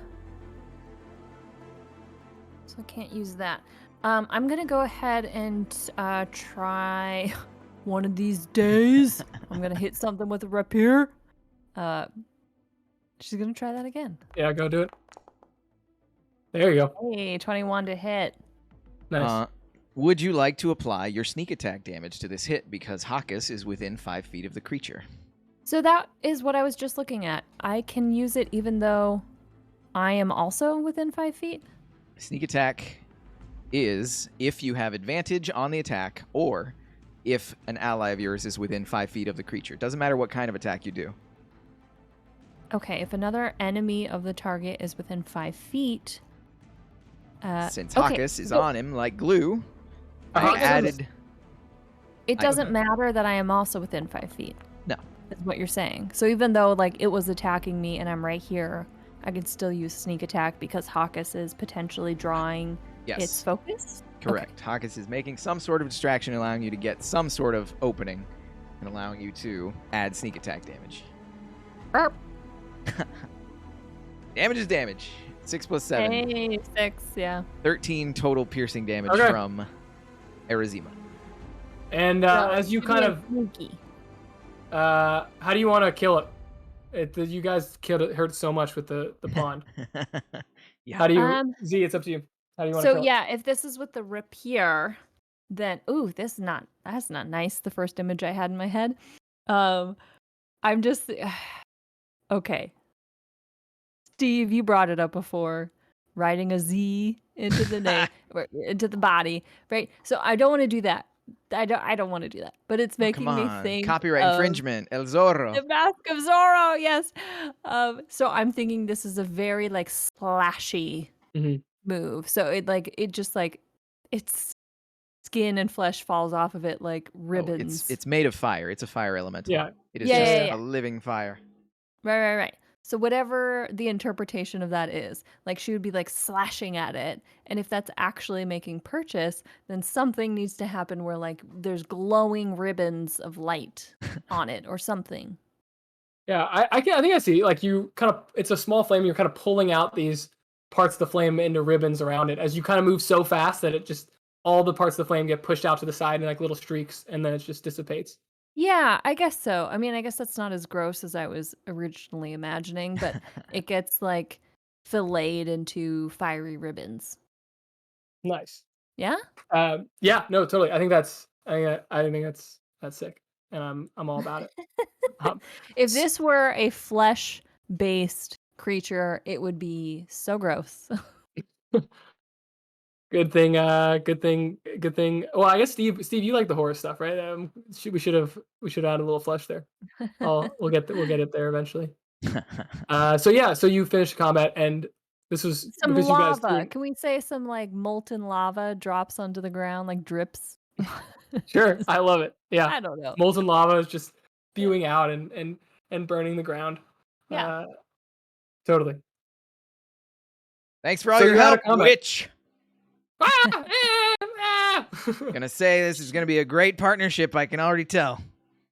I think she's a lover and not a fighter, Z. Oh, no, you're not Z. Forktongue. Hawkus, you all right? Come here, boy. Does Hawkus just bark? Can you guys talk? Yeah. Okay. He speaks Draconic, so we can just talk regularly. Oh, okay. So yeah, he's saying, yeah, that was something, huh? Weird. I like the flames though. Yeah, but blue's more your color. Yeah, but you know the part of the flame that's blue at the bottom? Yeah, that's what I'm all about. The blue flame, man. Am I crazy, or did Hawkus change colors? Yeah, because I resummoned him. Okay. I resummoned him in fire mode. I see. Okay. When I can't do that again until we have a short or a long rest. Okay, so that was a little bit more than I was expecting from our witch visit. Well, we knew it was fire. We prepared.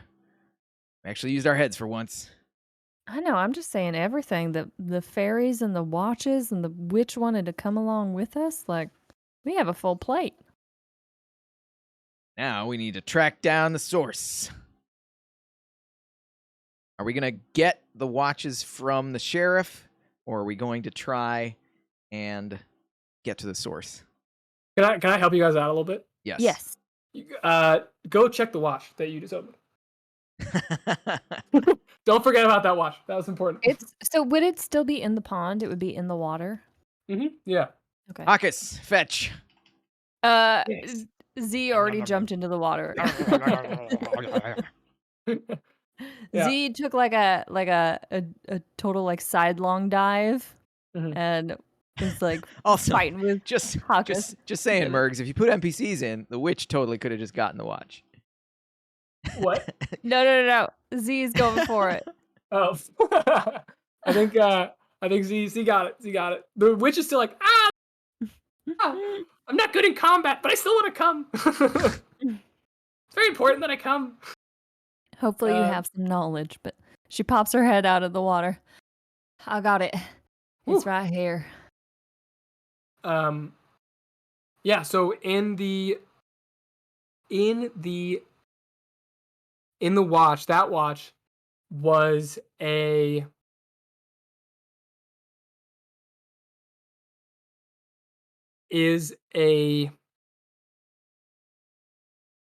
has a couple things in it, and all of them are important. It basically shows where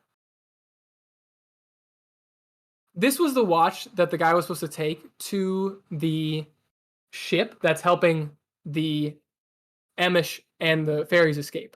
And it's kind of, in it is the password to get on the ship. The password kind of scrawled note to get on the ship, as well as importantly, where the ship is, which ship it is. It is the Grand Fativa,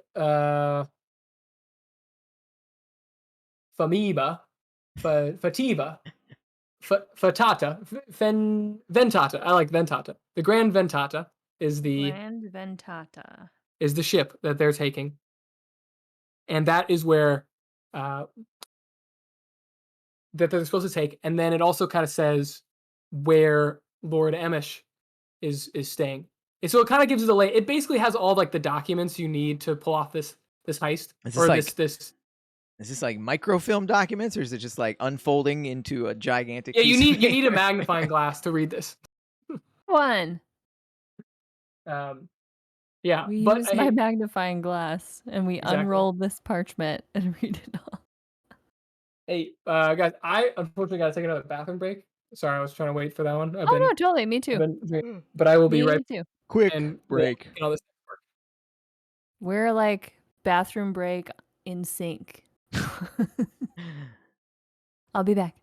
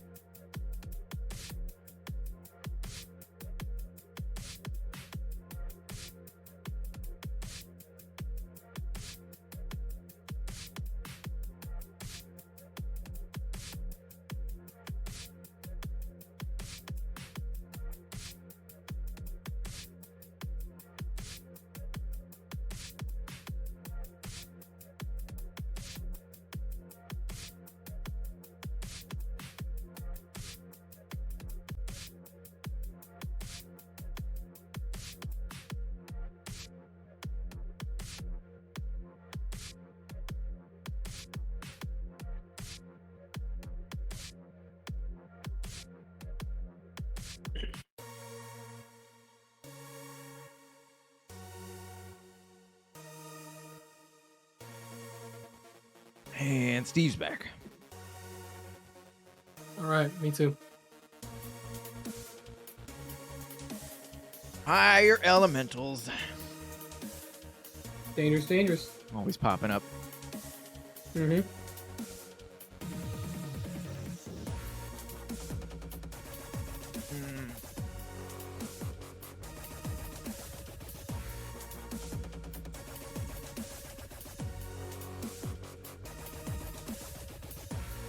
So what do you like besides D&D? What other hobbies you got? Oh, me? Oh, that's a good question, man. I play some guitar. I like playing guitar. Yeah, that's the one big one. I was actually thinking about making some D&D music with the guitar. I was playing around with that recently. It was kind of fun. Nice. I had to find all this duty-free license like Creative Commons stuff, which is kind of hard. Which I can share you I gotta share you the licenses or something if you want to put on the YouTube channel. Yeah. Anything you want. Man, what else do I do? I guess I don't know. A lot of guitar. I do play a lot of. I do love D&D a lot. I think about it. I think I spend a lot of time doing that. I don't know. I like to do some writing. Oh, we're talking about hobbies? We're talking about hobbies. What do you got? Well, I was going to say, Steve, what do you do other than work in D&D? I do lots of stuff. Yeah. Like what? Give me one example. What's the thing you like? I do a lot of hiking. I like going to, if you ever went to Mission Trails. Mission Trails is a popular spot. I like to go up and down North and South Fortuna. No, I don't think I ever went. I'm a big fan of archery. I like to head to Balboa Park and go to the archery range there. Cool. That's awesome. I go shooting with one of the other players of Dynamite DnD who is in the player pool, Michael, my production manager at work. He goes shooting with me at the archery range. Brings his son with him. Cool. That's really cool. Like Man, I wish I rollerblading. was still there. I miss it. Like board games. Like video games. Dude, I just started playing this game yesterday called Don't Starve Together. Pretty fun. Oh, Yep. Have you ever played it that? is so stressful. I couldn't handle it. Oh my god, very stressful. Very stressful. Oh my but pretty God. fun. I played like 5 rounds and I just was like, I think I lost a year off of my life. I can't do this anymore. Well, that's awesome. I like to sew. Oh, really? That makes sense with the character.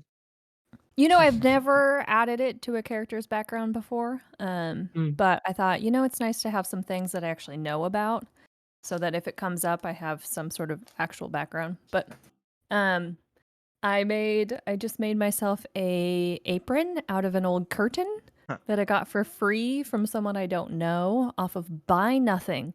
If you haven't tried Buy Nothing on Facebook, there's groups called Buy Nothing, and then it has the name of like your area. And it is a localized free economy. And it's just people giving things to each other back and forth or requesting things. And so I got these curtains off of someone and I made myself a nice little apron with gathers and a bib and a tie, and I love it. And I wore it yesterday. What is the pattern on this material? It's just a simple weave. It's a light blue simple weave. That sounds cute. I like it. Yeah. I wish I could sew. That seems like a great hobby to have, or a great skill to have. That'd always be fun. Well, I figure, when the apocalypse happens, I need to have one semi-contributive skill, and I think that'll be it. That and cooking, something out of nothing. So. Oh, let's hope the apocalypse comes so you can Prove rise. myself. Prove yourself. Right. I'm glad that I know you, and maybe I'll journey from this coast to that in the apocalypse too. Oh, I'm coming back to you. the West Coast if that happens. That's a good point. Yeah, Cold is I no will. good. I'll find you. Okay. Please do. Okay. So this Microfilm in the watch. the microfilm in the watch basically talks about a password to get on the ship There's the ship, which is the Grand Ventata.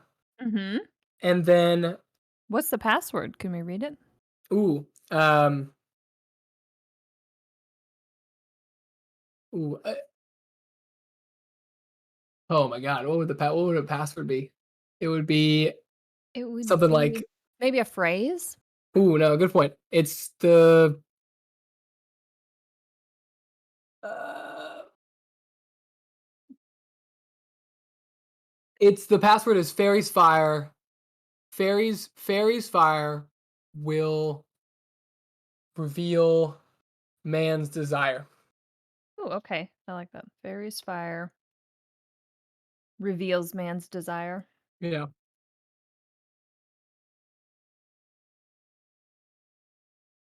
That sounds like Emish.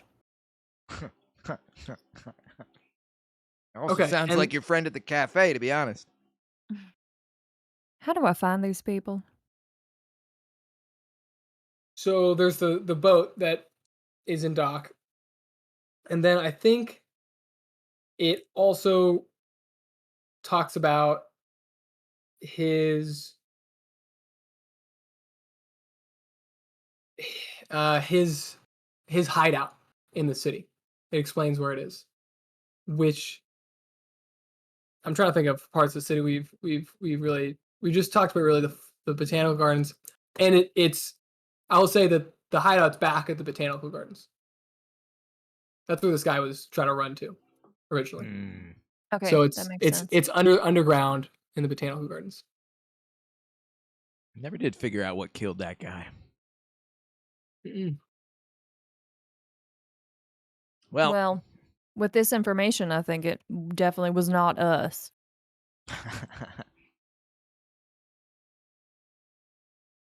So, I think we need to retrieve those other watches before we try to find Emish. Because if he gets a hand of them, then he may destroy them or use them in he could just do anything. So I think we need to get a hold of those watches, make sure there's not fairies in them. And if there are, we need to protect them with these other ones. Way I see it, we got a couple options. You can do like you say, go straight for those watches. We could attempt to cut the head off of the serpent, as it was, go straight after Emish, get him to shut the whole thing down. Or 3, we could go after the boat. Disable the boat, or disable the crew, or disrupt the trade, or if it's laden with fairies, free all the fairies from the boat. Something to disrupt the whole operation. Those are the 3 choices I feel that we have. My gut says go for the watches, but I have no real logical reason for that. Well, it's the most immediate difference we could make. 'Cause it's probably I'm thinking about like those poor fairies that are just caught in there, and what if he gets his hands on them? I don't like that idea. well, then I mean that could be a reason to go for Emish directly, because sooner we stop him, then he won't get But his what hands if we on anything. don't and he gets away? Oh, that's true. That's definitely true. All right, let's go after the watches. Let's do. She grabs his arm and starts walking. So you guys walk down the dock walk back to the Falls of Justice. The main question is, what Is the witch with she us? gonna do? Wow, guys, I would have forgotten about her, so I'm glad you brought her back up. And all these fairies flying around. Yeah. So you got the fairies coming and the witch kind of walking behind, and the fairies are on the witch's shoulder, and she's I was gonna say, can she take care of them? Just I like have to come with you. It's very important. It's very important that I come with you. Do you know how to cast the sleep spell? No, I What don't know how to do it. kind of witch are you? You don't have a sleep potion? Something? how about I a got a sleep spell? potion. I got a that sleep potion. I hides can't you. cast it. What about a spell that hides you that camouflages? Invisibility? Let's see. Well, we don't need to hide her necessarily. I just want to think of how she's useful because she's a legitimate business in town. It's not like she's not supposed to be here. True. I just want to put the sheriff to sleep and then go rummage around and get the watches. I am worried about the faeries. I think they'll draw too much attention. So, can we put them like in? Do you have like very large pockets? You want to roll for that to see if you have large pockets? I want to see if she does because I want them to stay with she her. definitely has large pockets. Yeah. Okay. Yeah. So she's got like, I just imagine her like small and hunched over with like a really big cloak, like many layers. She's always cold, and so she's got like many layers on. Or sorry. I think they should get off your shoulders and into your cloak. That's a good idea. You can follow us, but we're gonna be doing some sneaky business, and we need you to stay quiet. Maybe draw attention, but you can't come with us into the sheriff's office. Okay. Just don't leave me. Okay. Wendy, Please. I would never leave you. I would never leave you. I would. No. I know, and I don't like it. I don't like that you do that. Don't listen to him. You say that openly to me. I believe in honesty is all I'm saying. Doesn't he have such a quirky sense of humor?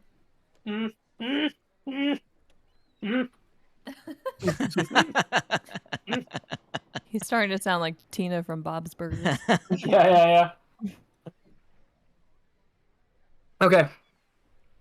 So yeah, let's formulate a plan on what we're gonna do about the sheriff's office. Plan A was to put him to sleep. But if you got nothing to put him to sleep, do you have anything to put him to sleep, lady? I got a potion. I got a sleep potion. I can't cast sleep. We can feed him asleep. Would you? Since you're in this with us, what he likes to drink. We're trying to free these fairies. You want to try and free these fairies, right? Would you donate a sleep potion to this cause? Yeah. I'll donate a potion to sleep cause. As long as you take me with you, yeah, I'll do anything. Perfect. Why is it so important that you come with us? I don't know. The bones told me. Okay, I did the spell, and the bones said it would be bad if I didn't come, and good if I came. Okay, it's the spell I can cast. We're gonna roll the bones again later, but for now, all right, let's go. I love rolling bones. I believe her now. Plan A, you go in, get him to drink a cup of mud with you. That's right. Slip that sleep potion in there. That's exactly what I was thinking. And that's it, basically. I need to give you some sort of signal that you can come in and help me once he's asleep. You've got a signal whistle. Perfect. I do have a signal whistle. A low, surreptitious cooing noise, like a nightingale. Okay. So what's plan B in case that doesn't work? Plan B, go in there and he doesn't drink the mud. You keep him distracted, and I sneak in the back. Okay. Maybe I could talk about his wife. Maybe. Ooh. Let me fashion a little sewed thing, and maybe she's a quilter. I don't know. Plan C. Talk to him until he goes to the bathroom. When he goes to the bathroom, I use my immovable rod to lock him in. Oh, okay. Okay. So I just need to be chatty enough. All right. I think this is a great strategy. Three fantastic strategy. Fantastic. So Wendy, I'm going to take that potion from you, please, and thank you. There you go. And I'll head in, and you're going to be ready when you hear the signal. Okay? All right. Signal plan A is the low, gentle cooing nightingale. Signal Correct. for plan B is you laugh. Oh, intermittent, maybe? Oh, Well, no, because I can't use He'll it still if be he's awake, not so asleep. you don't just want to pull out a whistle. You laugh really loud and awkwardly, like a laugh I'd never heard you make before, and then I'll know. Plan B is go. Plan C. What if I dump my mud water out of the window and I'll say that there's a bug in it? That'll work as well. Okay, so you be watching the window. And plan C, So- if he goes to the bathroom, you just pop your head out and say he's in the bathroom. 3 Perfect. plans that cannot fail. Guaranteed, 100%. Will totally work. That's right.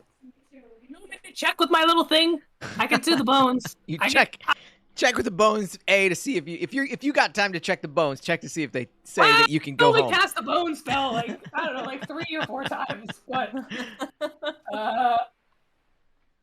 yeah, I think I can only cast it like 2 or 3 more times. But to you guys, I don't know. Let's Maybe say wait for the bone. Let's save. I have a feeling it's gonna be funny. And as you guys get ready to go,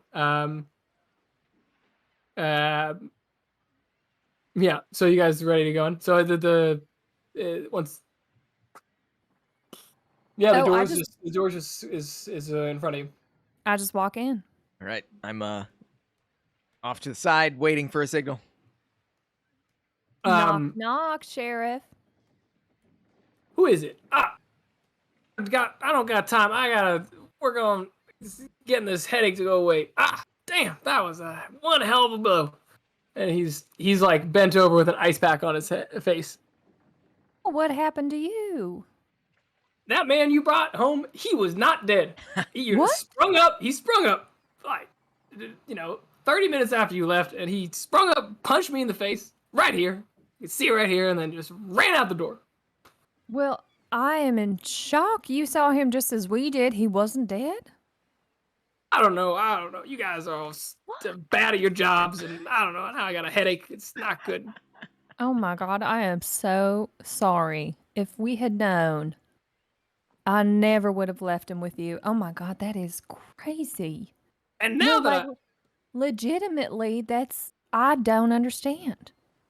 I don't either. He looked dead to me, but he's clearly not dead. He just got up and ran out, and then my folder's gone from that had something important on it. I don't know where that went either. I'm all over the You place think today. he stole it? I don't know. Let's make an inside check of this guy. Oh my God. Yeah, I I bet think he he stole stole it. it. He's probably stole it. People On his way steal out. stuff. Yeah, I don't know. I was That's on the right. ground. Probably stole a bunch of stuff. Thieves Oh my these God. days. Can't trust them. Stealing everything. God I'm damn. so sorry. You know what? My mama taught me a fantastic remedy for a headache. Let me get you need some caffeine, okay? Because it's a vasodilator and it helps relieve some of the pressure. So I'm going to make you a nice cup of mud. You sit down and we're going to share what happened, okay? So you just sit down. I'm going to bring you a cup. I know where it Okay. is. All right, thank you. I appreciate that. Okay. Oh, my pleasure. I'm so sorry about this. Yeah, that's okay. Thank you. So, of course, she makes him the cup and she pours the sleep potion into it. Okay, make a stealth check. And he's gonna, yeah, Oh shit! 9. 9. Hmm. Not with a +5. It was a nat 4. Damn, that sucks. He's turns out, what'd you doing putting that? You just put in my cup. He kind of looks over. Oh, I told you about my mama, right? This is an Alright. extra special ingredient. It is an herb that we cultivate out in the forest, and it is a natural anti-inflammatory. Do you know what inflammatory means? It means your headache is being caused by all this pressure from your tissue. It is swollen. Like a fire demon in my head, huh? That's All right. exactly right. So this relieves that inflammation, which just means it's going to help your muscles get smaller so you have more room for that blood to flow, okay?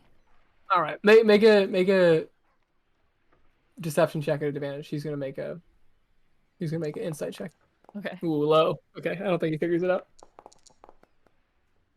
Woo, 19. Ooh, well done with the grandma thing. That's pretty funny. I like that. So he takes it and drinks it, and then he She's does like, sleep I can't believe automatically you saw sleep? that. I think he's low enough level. I think he would just fall asleep. I don't think so. He falls asleep at his desk. All right, she pulls out her signal whistle and gives the low, dove-like coo on the whistle. All right.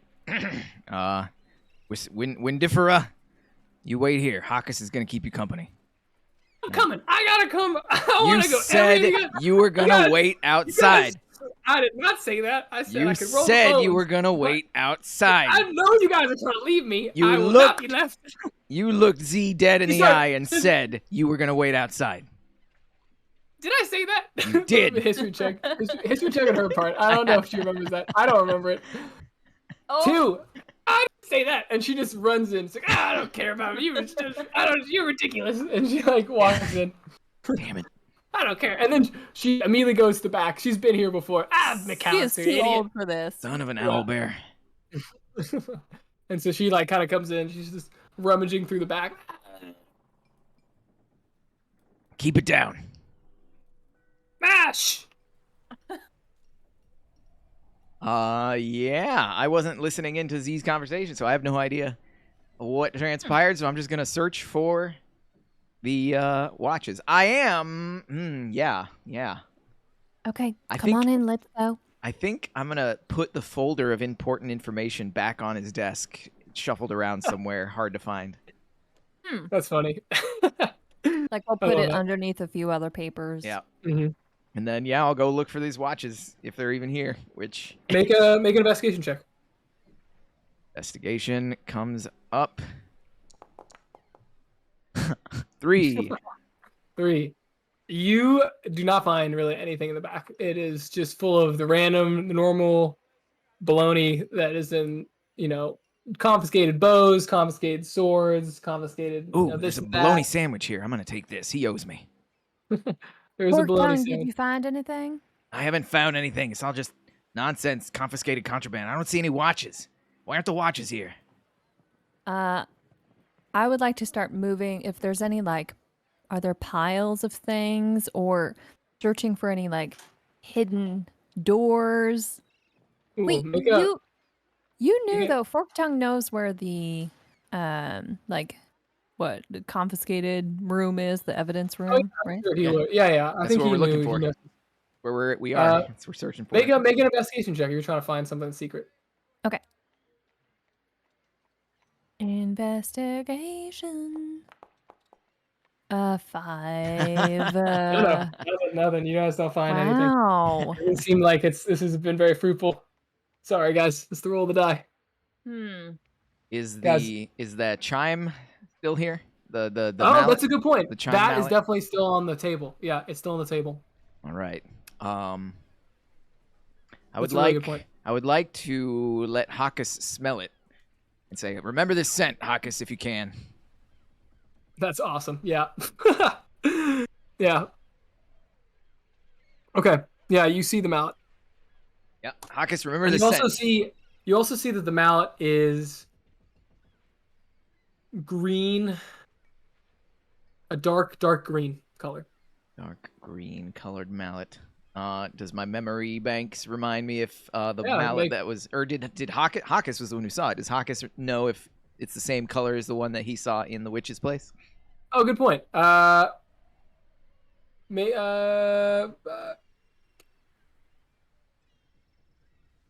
Hawkins saw it, right? So he would know. But I think he rolled a bad investigation. May have him roll a history check, see if you're. Well, no, I think he didn't because he rolled a bad. He rolled bad investigation when he saw it. Got I think, if I remember. Cool. Well, remember the scent at the very least. Totally. If anything. All right. Well, this was a bust. You win some, you lose some. Let's cut our losses and get out. What? No, I am not satisfied with that. We. I'm going outside. Sleep I'm going does to check not last outside. forever. I'm going to check outside.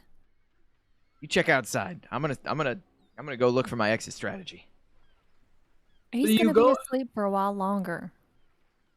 So you go out back, and out back is kind of a place where, for some reason, it's kind of a slow day, but this is where other officers would spend time and do practice archery. There's like an archery range back there where they can practice their archery, and there's a box of donuts or little biscuit things, biscuits from Dusty Turkey Biscuits. is out Mhm. there. And make a. What are you looking for? Maybe a cellar or any sort of break in the wall outside. Sure, make an investigation check. Okay. Especially, Just yeah, so, if there's a cellar, I'd want to yeah. check it out. Just so you guys know, there's no. And Cool. Just so you guys know, the way I do this is I don't.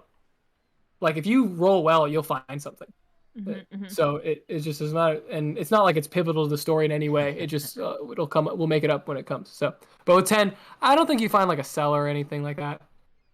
Unfortunately, with where the are those 10, other watches? you find more biscuits. I think you like find some other biscuits, like another box of biscuits. Like these guys eat a lot of biscuits here, clearly. And just yeah. to be clear, we're talking American biscuits and not British biscuits, right? What's We're America? talking American biscuits. Yeah. This is America. This game is this D&D is an American game. Because I'm thinking of like a fluffy, savory bread roll type of thing. Exactly. I'm not thinking of a cookie. Okay. Exactly. Yeah, biscuits. Well, I guess I'll take these biscuits. God damn it. Yeah, that's great. One of our regular listeners is from the UK, so it's funny. Is he saying something right now? I'm typing a message to them in chat, just saying, "Hey, you hear that? This is an American game." Yeah, exactly. Well, so I have been on a quest. I made a vision board. This is Carissa speaking, not it's hard to switch out of the accent. Okay, I'm Carissa. I made a little vision board one day and was like, what do I want to get good at? And two of the things I put down were biscuits and ceviche. So I have been making biscuits pretty regularly, and I still have like a good cup of buttermilk in the fridge. So anytime I talk about biscuits, I really mean like Southern, like biscuits and gravy kind of biscuits. And I can taste them almost. And I'm like 90% sure I'm going to make biscuits once we're done with this game. So. Sounds good. You want to make good ceviche, you got to come back to San Diego and take some lemons from my tree. Oh my God. You like lemons? Holy Toledo. The lemons out here are not good. It is. I had a lemon tree in my backyard when I lived in Mira Mesa, and I valued it so much. I did not take it for granted. It was fantastic. I realized they were Meyer lemons, and I love Meyer lemons. No, all I can get out here is the kind of dry, real thick-skinned. Stupid lemons. Stupid lemons. Anyways. Are you done rummaging around back there? Yes, I guess so. I just feel so bad about those other fairies and those watches. Well, if they're not here, they're not here. Get out of here before he wakes up. All right. Hey, witch, come on. We're done here. She's going to make her own investigation check, actually. She's been rummaging around. Okay. She rolled I guess, a 12. Okay. Maybe he forgot to take them off the corpse. Maybe they're still on that guy. Because he said he popped up. Oh, you didn't hear this. The guy popped up. He was not dead. So he just like sprung up like a bat out of hell and smacked the sheriff in the face and got out of there. Why didn't you open with that? We didn't need to search this place at all. Of course they're still on that guy. We don't know if they are. Maybe he got them off beforehand. I didn't think to ask before I fed him. Well, now we gotta go find that. Hawkus, smell this watch. I pull out one of the other watches. Smell this watch. I now realize that maybe I should have asked him that. Let's track this guy down. Hawkus is going to attempt to track via smell. So that's amazing. So, make a roll for that. What do you want? Survival? Perception, survival? Up to you. Perception or survival? Same either way. We'll go survival. Hawkus. Yeah, Hawkus. 20. Amazing. So Hawkus, puts his little dragon snout into the mallet, takes a couple sniffs, and starts kind of sniffing around the ground and starts going and heads out the door. So just for clarity, I did have him smell the mallet earlier, but that was just to get like a memory. And now I'm showing him one of the watches that we opened up, trying to find the guy that we originally knocked out. Yeah. Got it. Yeah, no, totally. So he starts sniffing in and starts weaving his way through the city. He passes the... Let's see. Keep up, witch. I'm coming. Come on. I'm slow. All right, let's see. And he takes you away and away and away to... back to past. He stops for a moment outside of Mom's Mops. And then he's like, no. I just love that place. Sorry. And then he stopped here. He stopped just here to look at the mops. They're good looking mops. Yeah. And then he kept going this way. And then he takes you back, all the way back to where you started, the botanical gardens, which is pretty funny because that's just that. It's kind of funny how this started all the way here because I thought we would get here when we started. I'm glad we had this adventure at the beginning, but I think you had a bad investigation check or something, and I don't know you had some tough rolls. So, but now we're back, and we have a fun backstory, and you have a witch involved. So we're back. We're back to the botanical gardens. So you're back, and he keeps sniffing, and then he goes underneath. He goes underneath this, like 10 feet from where you guys got him. He goes and sniffs around, and then there's a door underground, like a cellar door, just like one that you would imagine you wanted to find at the officers' quarters that falls of justice. And there it is on the ground. And he's like, it's in here. Hey, it's in here. I think it's in here. That's where the smell goes, down this. Hidden doorway. Right. Who would have thought? Let's go. Well, let's take this. Let's play this smart, eh? We don't know what's down there. I mean, this is why we make such a great team, because I would foolhardy have just run on in there, and you, left to your own devices, would be out here for a week coming up with a plan. All right. I hear you. Let's do this. Let's see. So, you want me to use the bones, see what happens if we go in this door? Yes. No, I really want to use the bones. I don't want you to use your bones. I got 3 uses of the bones, and woman, I really want to use them. I want you to tell the bones, should you go home? That's the question that I want to know. That's a good question. That is a good question. No. Wendy, you use them to see if we should go down into this, I don't know, pit, sewer, whatever this is. Okay. You go ahead and use them. Okay. I'm going to use them. And here's what I'm going to do. Is I'm going to roll for it. See what, so you get good results, bad results, both good and bad, or nothing is the 4 options. So 15 to 20 is good, 15 to 10 is bad, and then the same. Okay, let's see. Oh. Ooh. Results that aren't especially good or bad. And I've gotten this one before. It means nothing happens. You open that door, we go through. And she's like, she has all these bones in the ground. She's like throwing them around and like picking them up and putting them under her nose and then throwing it again. And so you're saying essentially we know nothing more than we did before you threw the bones. No. You guys don't trust the bones. This is why I'm here. The bones told me that there's nothing on the side of the door. You just open that door and you go through. You gotta trust me. The bones said it. And she's like pointing at all the bones scattered across the ground. All right. Then you can open the door and go first. That's fine, right. I will. And she opens the door and goes in and closes it. We're just going to wait here for she closes it. like 5 minutes. You don't trust me. Okay. All right then. My bow is drawn and pointed at the door. God. No, so she's gone. So she's on the other side. You guys wait 5 minutes? Yeah, I guess so. She was so confident in her bones. Yeah, Well- we're gonna hide behind some bushes and watch and see if anything comes out. I'm gonna train my Yeah, bow I on think that we door. should hide. I respect her process. I think would she's a like to loony old bat. ready. I would also like to ready an arrow on my short bow and hide behind a bush, and we wait for 5 whole minutes. Yeah, and you wait and you hear nothing and nothing happens. All right.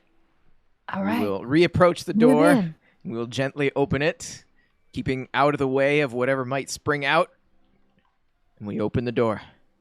And the witch is just sitting on the other side, I knew down it. the like the I step, goddamn just knew being it. like, like- the bones worked. I don't know what to tell you.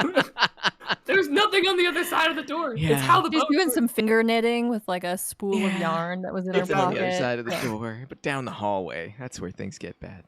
All right. That's a good point. I didn't ask about the hallway. Should I do it again? I could do it again. No. But you see, I- the bones are good. I feel like we can trust the bones.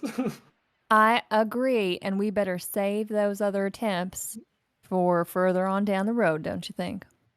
Oh, boy. I agree.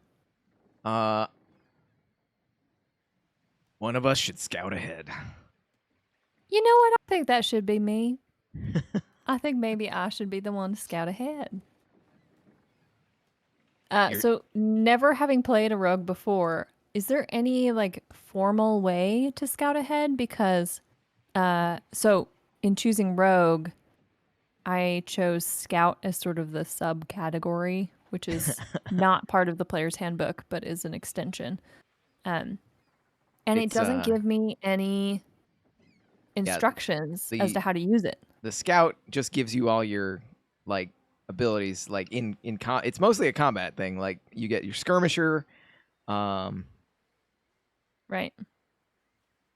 I think that's it, because 3rd level is when you get your main thing, and you don't get more stuff until later on.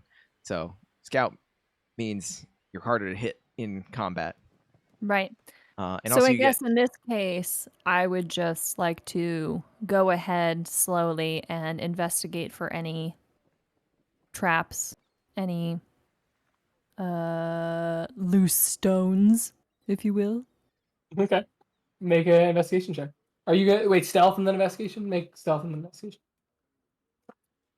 Stealth, I can we do. are all being as stealthy as possible. 21. Cool. Very stealthy. So you are in this. I think what happens very quickly is there's a cellar and you go down a stair. And you go to the stair, you take a left, and it immediately opens up before you into a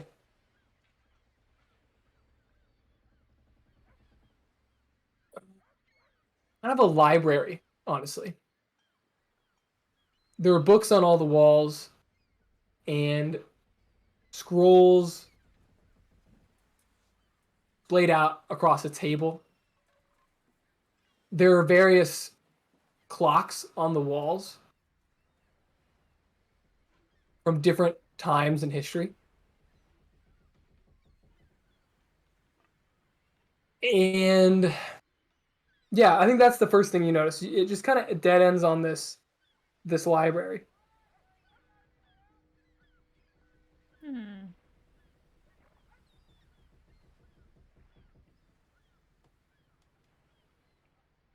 We never talked about what signal you're going to give so it's okay for us to move forward.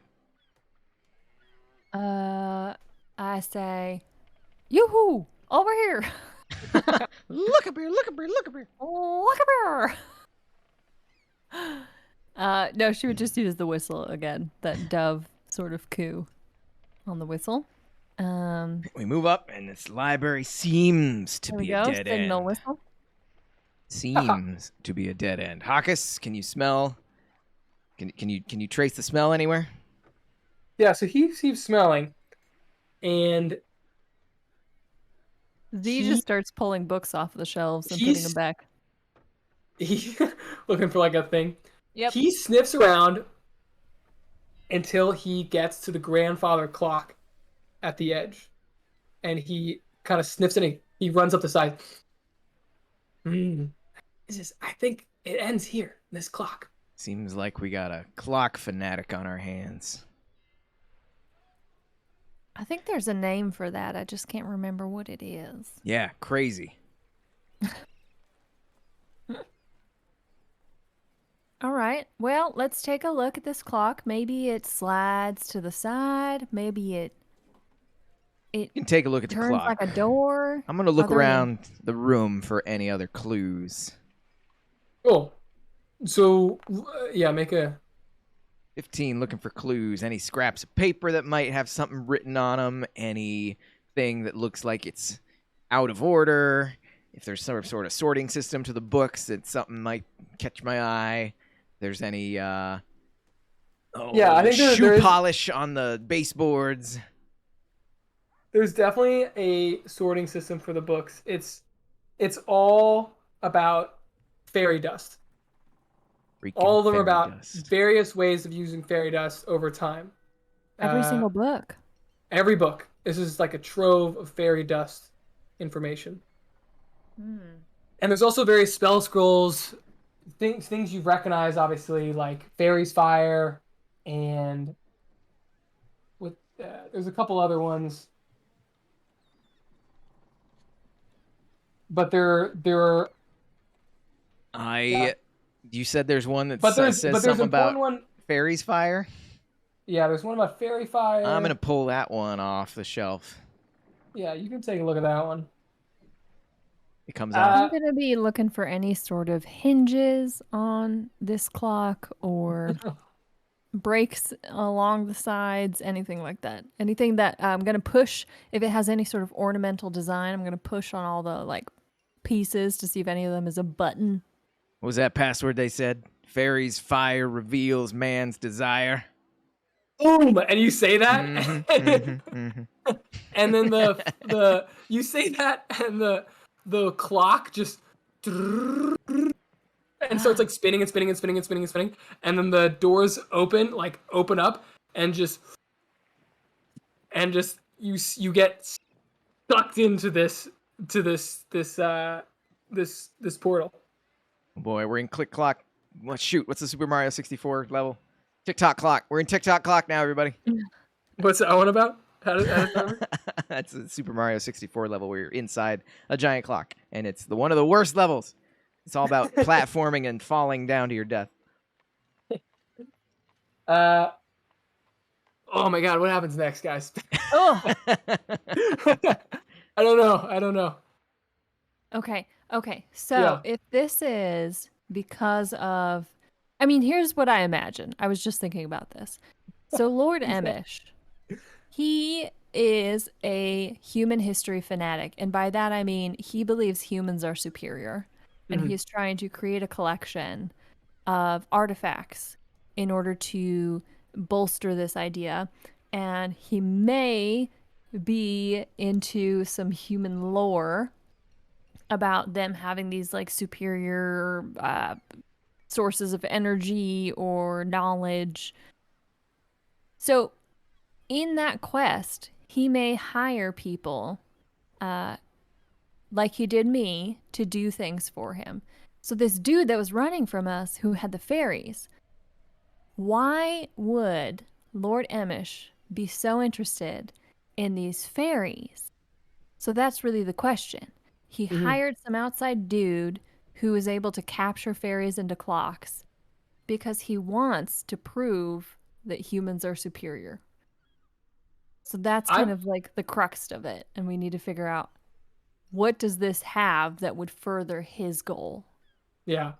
I think I'm with you on that. And I have an idea of why he obviously wants to use the fairy magic he's using fairy magic to discover more things about human history. Yeah. And power. Human power. Human power. I was sort of thinking, I don't want to do the big reveal. I'll wait for Emish to tell you that. But I do have something in mind. I was just more wondering. I think you guys go on the other side of this thing, and I mean, maybe we start this next time right into a combat because I think they're like on the other side of this door. Like I think that's what I just think you're like gonna sit down in a room full of these guys. So I don't really know. That's what I was trying to think of. Is the ship on the other? It's like an under, because you were talking about how like the Tritons and stuff. That's literally what I was thinking that they're gonna be. It's gonna be under the sea, under the ship. Because that was so smart on Forktongue's place, because I was thinking like, oh, the password goes with the ship. So I was like waiting to see a ship, totally forgetting that there is this underground network that could include ships and harbors. Mm-hmm. So this is exactly. So it's taking to the underground ship, like get to that one. Okay. That is that what you're saying? Because that's what I think I was trying to. Yeah, totally. Yeah. So, do you guys want to keep playing for a little while, or because I think this will just end up. Well, we're gonna get tossed right into a combat here. Carissa. I am so enjoying this, but my body is also telling me I have to go move. And I need to maybe stand up and take the dogs on a walk or something. This is tough. If we can set aside one day to finish this, like do another 4-hour thing on a different day and just button it up, that would be perfect. Yeah, we can do that. Okay. Do you want to do that, or I'm trying to think. The question is, I think we'll need a little bit more time. We'll definitely need a second day to finish this, unfortunately. Okay. The question is, do you want to do another? I think that's great. Oh yeah, no, I'm excited too. Yeah. The question is to you guys, do you want to spend 45 minutes doing this combat right now or not? That's sort of the question. And I'm happy either way. I'm also tired, but would love to come up with a combat for you. No, I say let's save it because I'll be more refreshed on a different day. And I do have a couple things that I want to do tonight, including recording a children's story for my friend's baby. Oh, no. That's cute. It's not Giovanni, is it? Yes, it is. Oh, Giovanni broke my heart. Yes, it is. Giovanni has a baby now. And I'm going to read a story for that baby so it knows my voice so that I can be its auntie. Okay? Oh, can I read a story? The same story? Yes. All right, kid. Once upon a time, there was a big guy, and his name was Joe. You're not drunk enough. You need to be way drunker. Steve, you're joking. Time. Steve, I think you're joking, but abso-freaking-lutely. His name was Steve, and he was the coolest ever, and you're never gonna be as cool as him. You're never gonna. Stop trying. So yeah, I have like some things. So I am excited to play on another day, and I kind of love that we'll be literally starting out after being sucked into a clock and like ready to fight. Yeah, me too. Well, I gotta come up with something for this fight. So, but you guys perfect. You also guys did such a. I feel bad I didn't give you guys a better fight earlier. You guys did such a good job putting the fire elemental in the pond, which made that fight kind of easy. This ain't our first D&D rodeo. Yeah. I mean, I have thrown a lot of stuff at Carissa and friends, so they know. Okay, we should try and think about this now. What could possibly go wrong? Well, it's interesting because I try to balance my approach versus my character's approach, and like having decided that she's not very smart, I have to like stop and go, oh wait, no, she wouldn't have thought of that. She just like go for it. So it is pretty fun, but yeah, no, since Forktongue thought of it first, she was just trying to support. Good old Forky. Good old Forky. Forky. Forky is my dorky. Aww. All right, guys. Well, thanks for playing. That was fun. Yeah. Oh, that was super fun. I loved it. Yeah, me too. Me too. I'm excited to see where this ends. I feel like there's a lot of loose ends here to totally bring together. I want to know what this witch is supposed to do. I've been trying to figure out what this witch is supposed to do the whole time. Wendy. Trying to figure out what this Wendy's supposed to do. She's the linchpin. I know she is the linchpin. I know it somehow. But I'm gonna roll the outro and do the outro. Where's my outro music? There's my outro music. Thank you, everybody. This has been episode 1 of season 4 of Dynamite DnD. It's a whole new game. we'd like to thank you for joining us once again. My name is Steve. That over there is Murgs, and that over there is Carissa. It's been a good time. Once again, feel free to follow all the social media stuff, which is posted below. We got an Instagram, a Twitter, and a Discord. And if you really feel like supporting the channel, a Patreon. Speaking of Patreon, if you're a patron and you donate a certain amount, you get some perks. Perk number 1 is to get a by name shout out at the end of the stream, which is right now. So I'd like to thank all our patrons. Number 1, Drunk Kids Gaming. Thank you so much for your support. Number 2, Time Jumper. Thank you so much for your support. Number 3, Reggie, Bring It. Thank you so much for your support. And last, but certainly not least, California Carl. Thank you so much for your support. We also have one Cellar Rat supporter who doesn't get a by name shout out, but we still acknowledge your contribution. I love rats. Dynamite DnD. The next game is actually going to be Thursday, the 16th, with a whole new cast of players, and I'm going to resume my position as DM for a single one-shot adventure set in the coastal village of Nerea's Lagoon. So join in if you want to see a water-based adventure. That's been Dynamite D&D. Thank you so much. We'll catch you next time. Bye. Bye.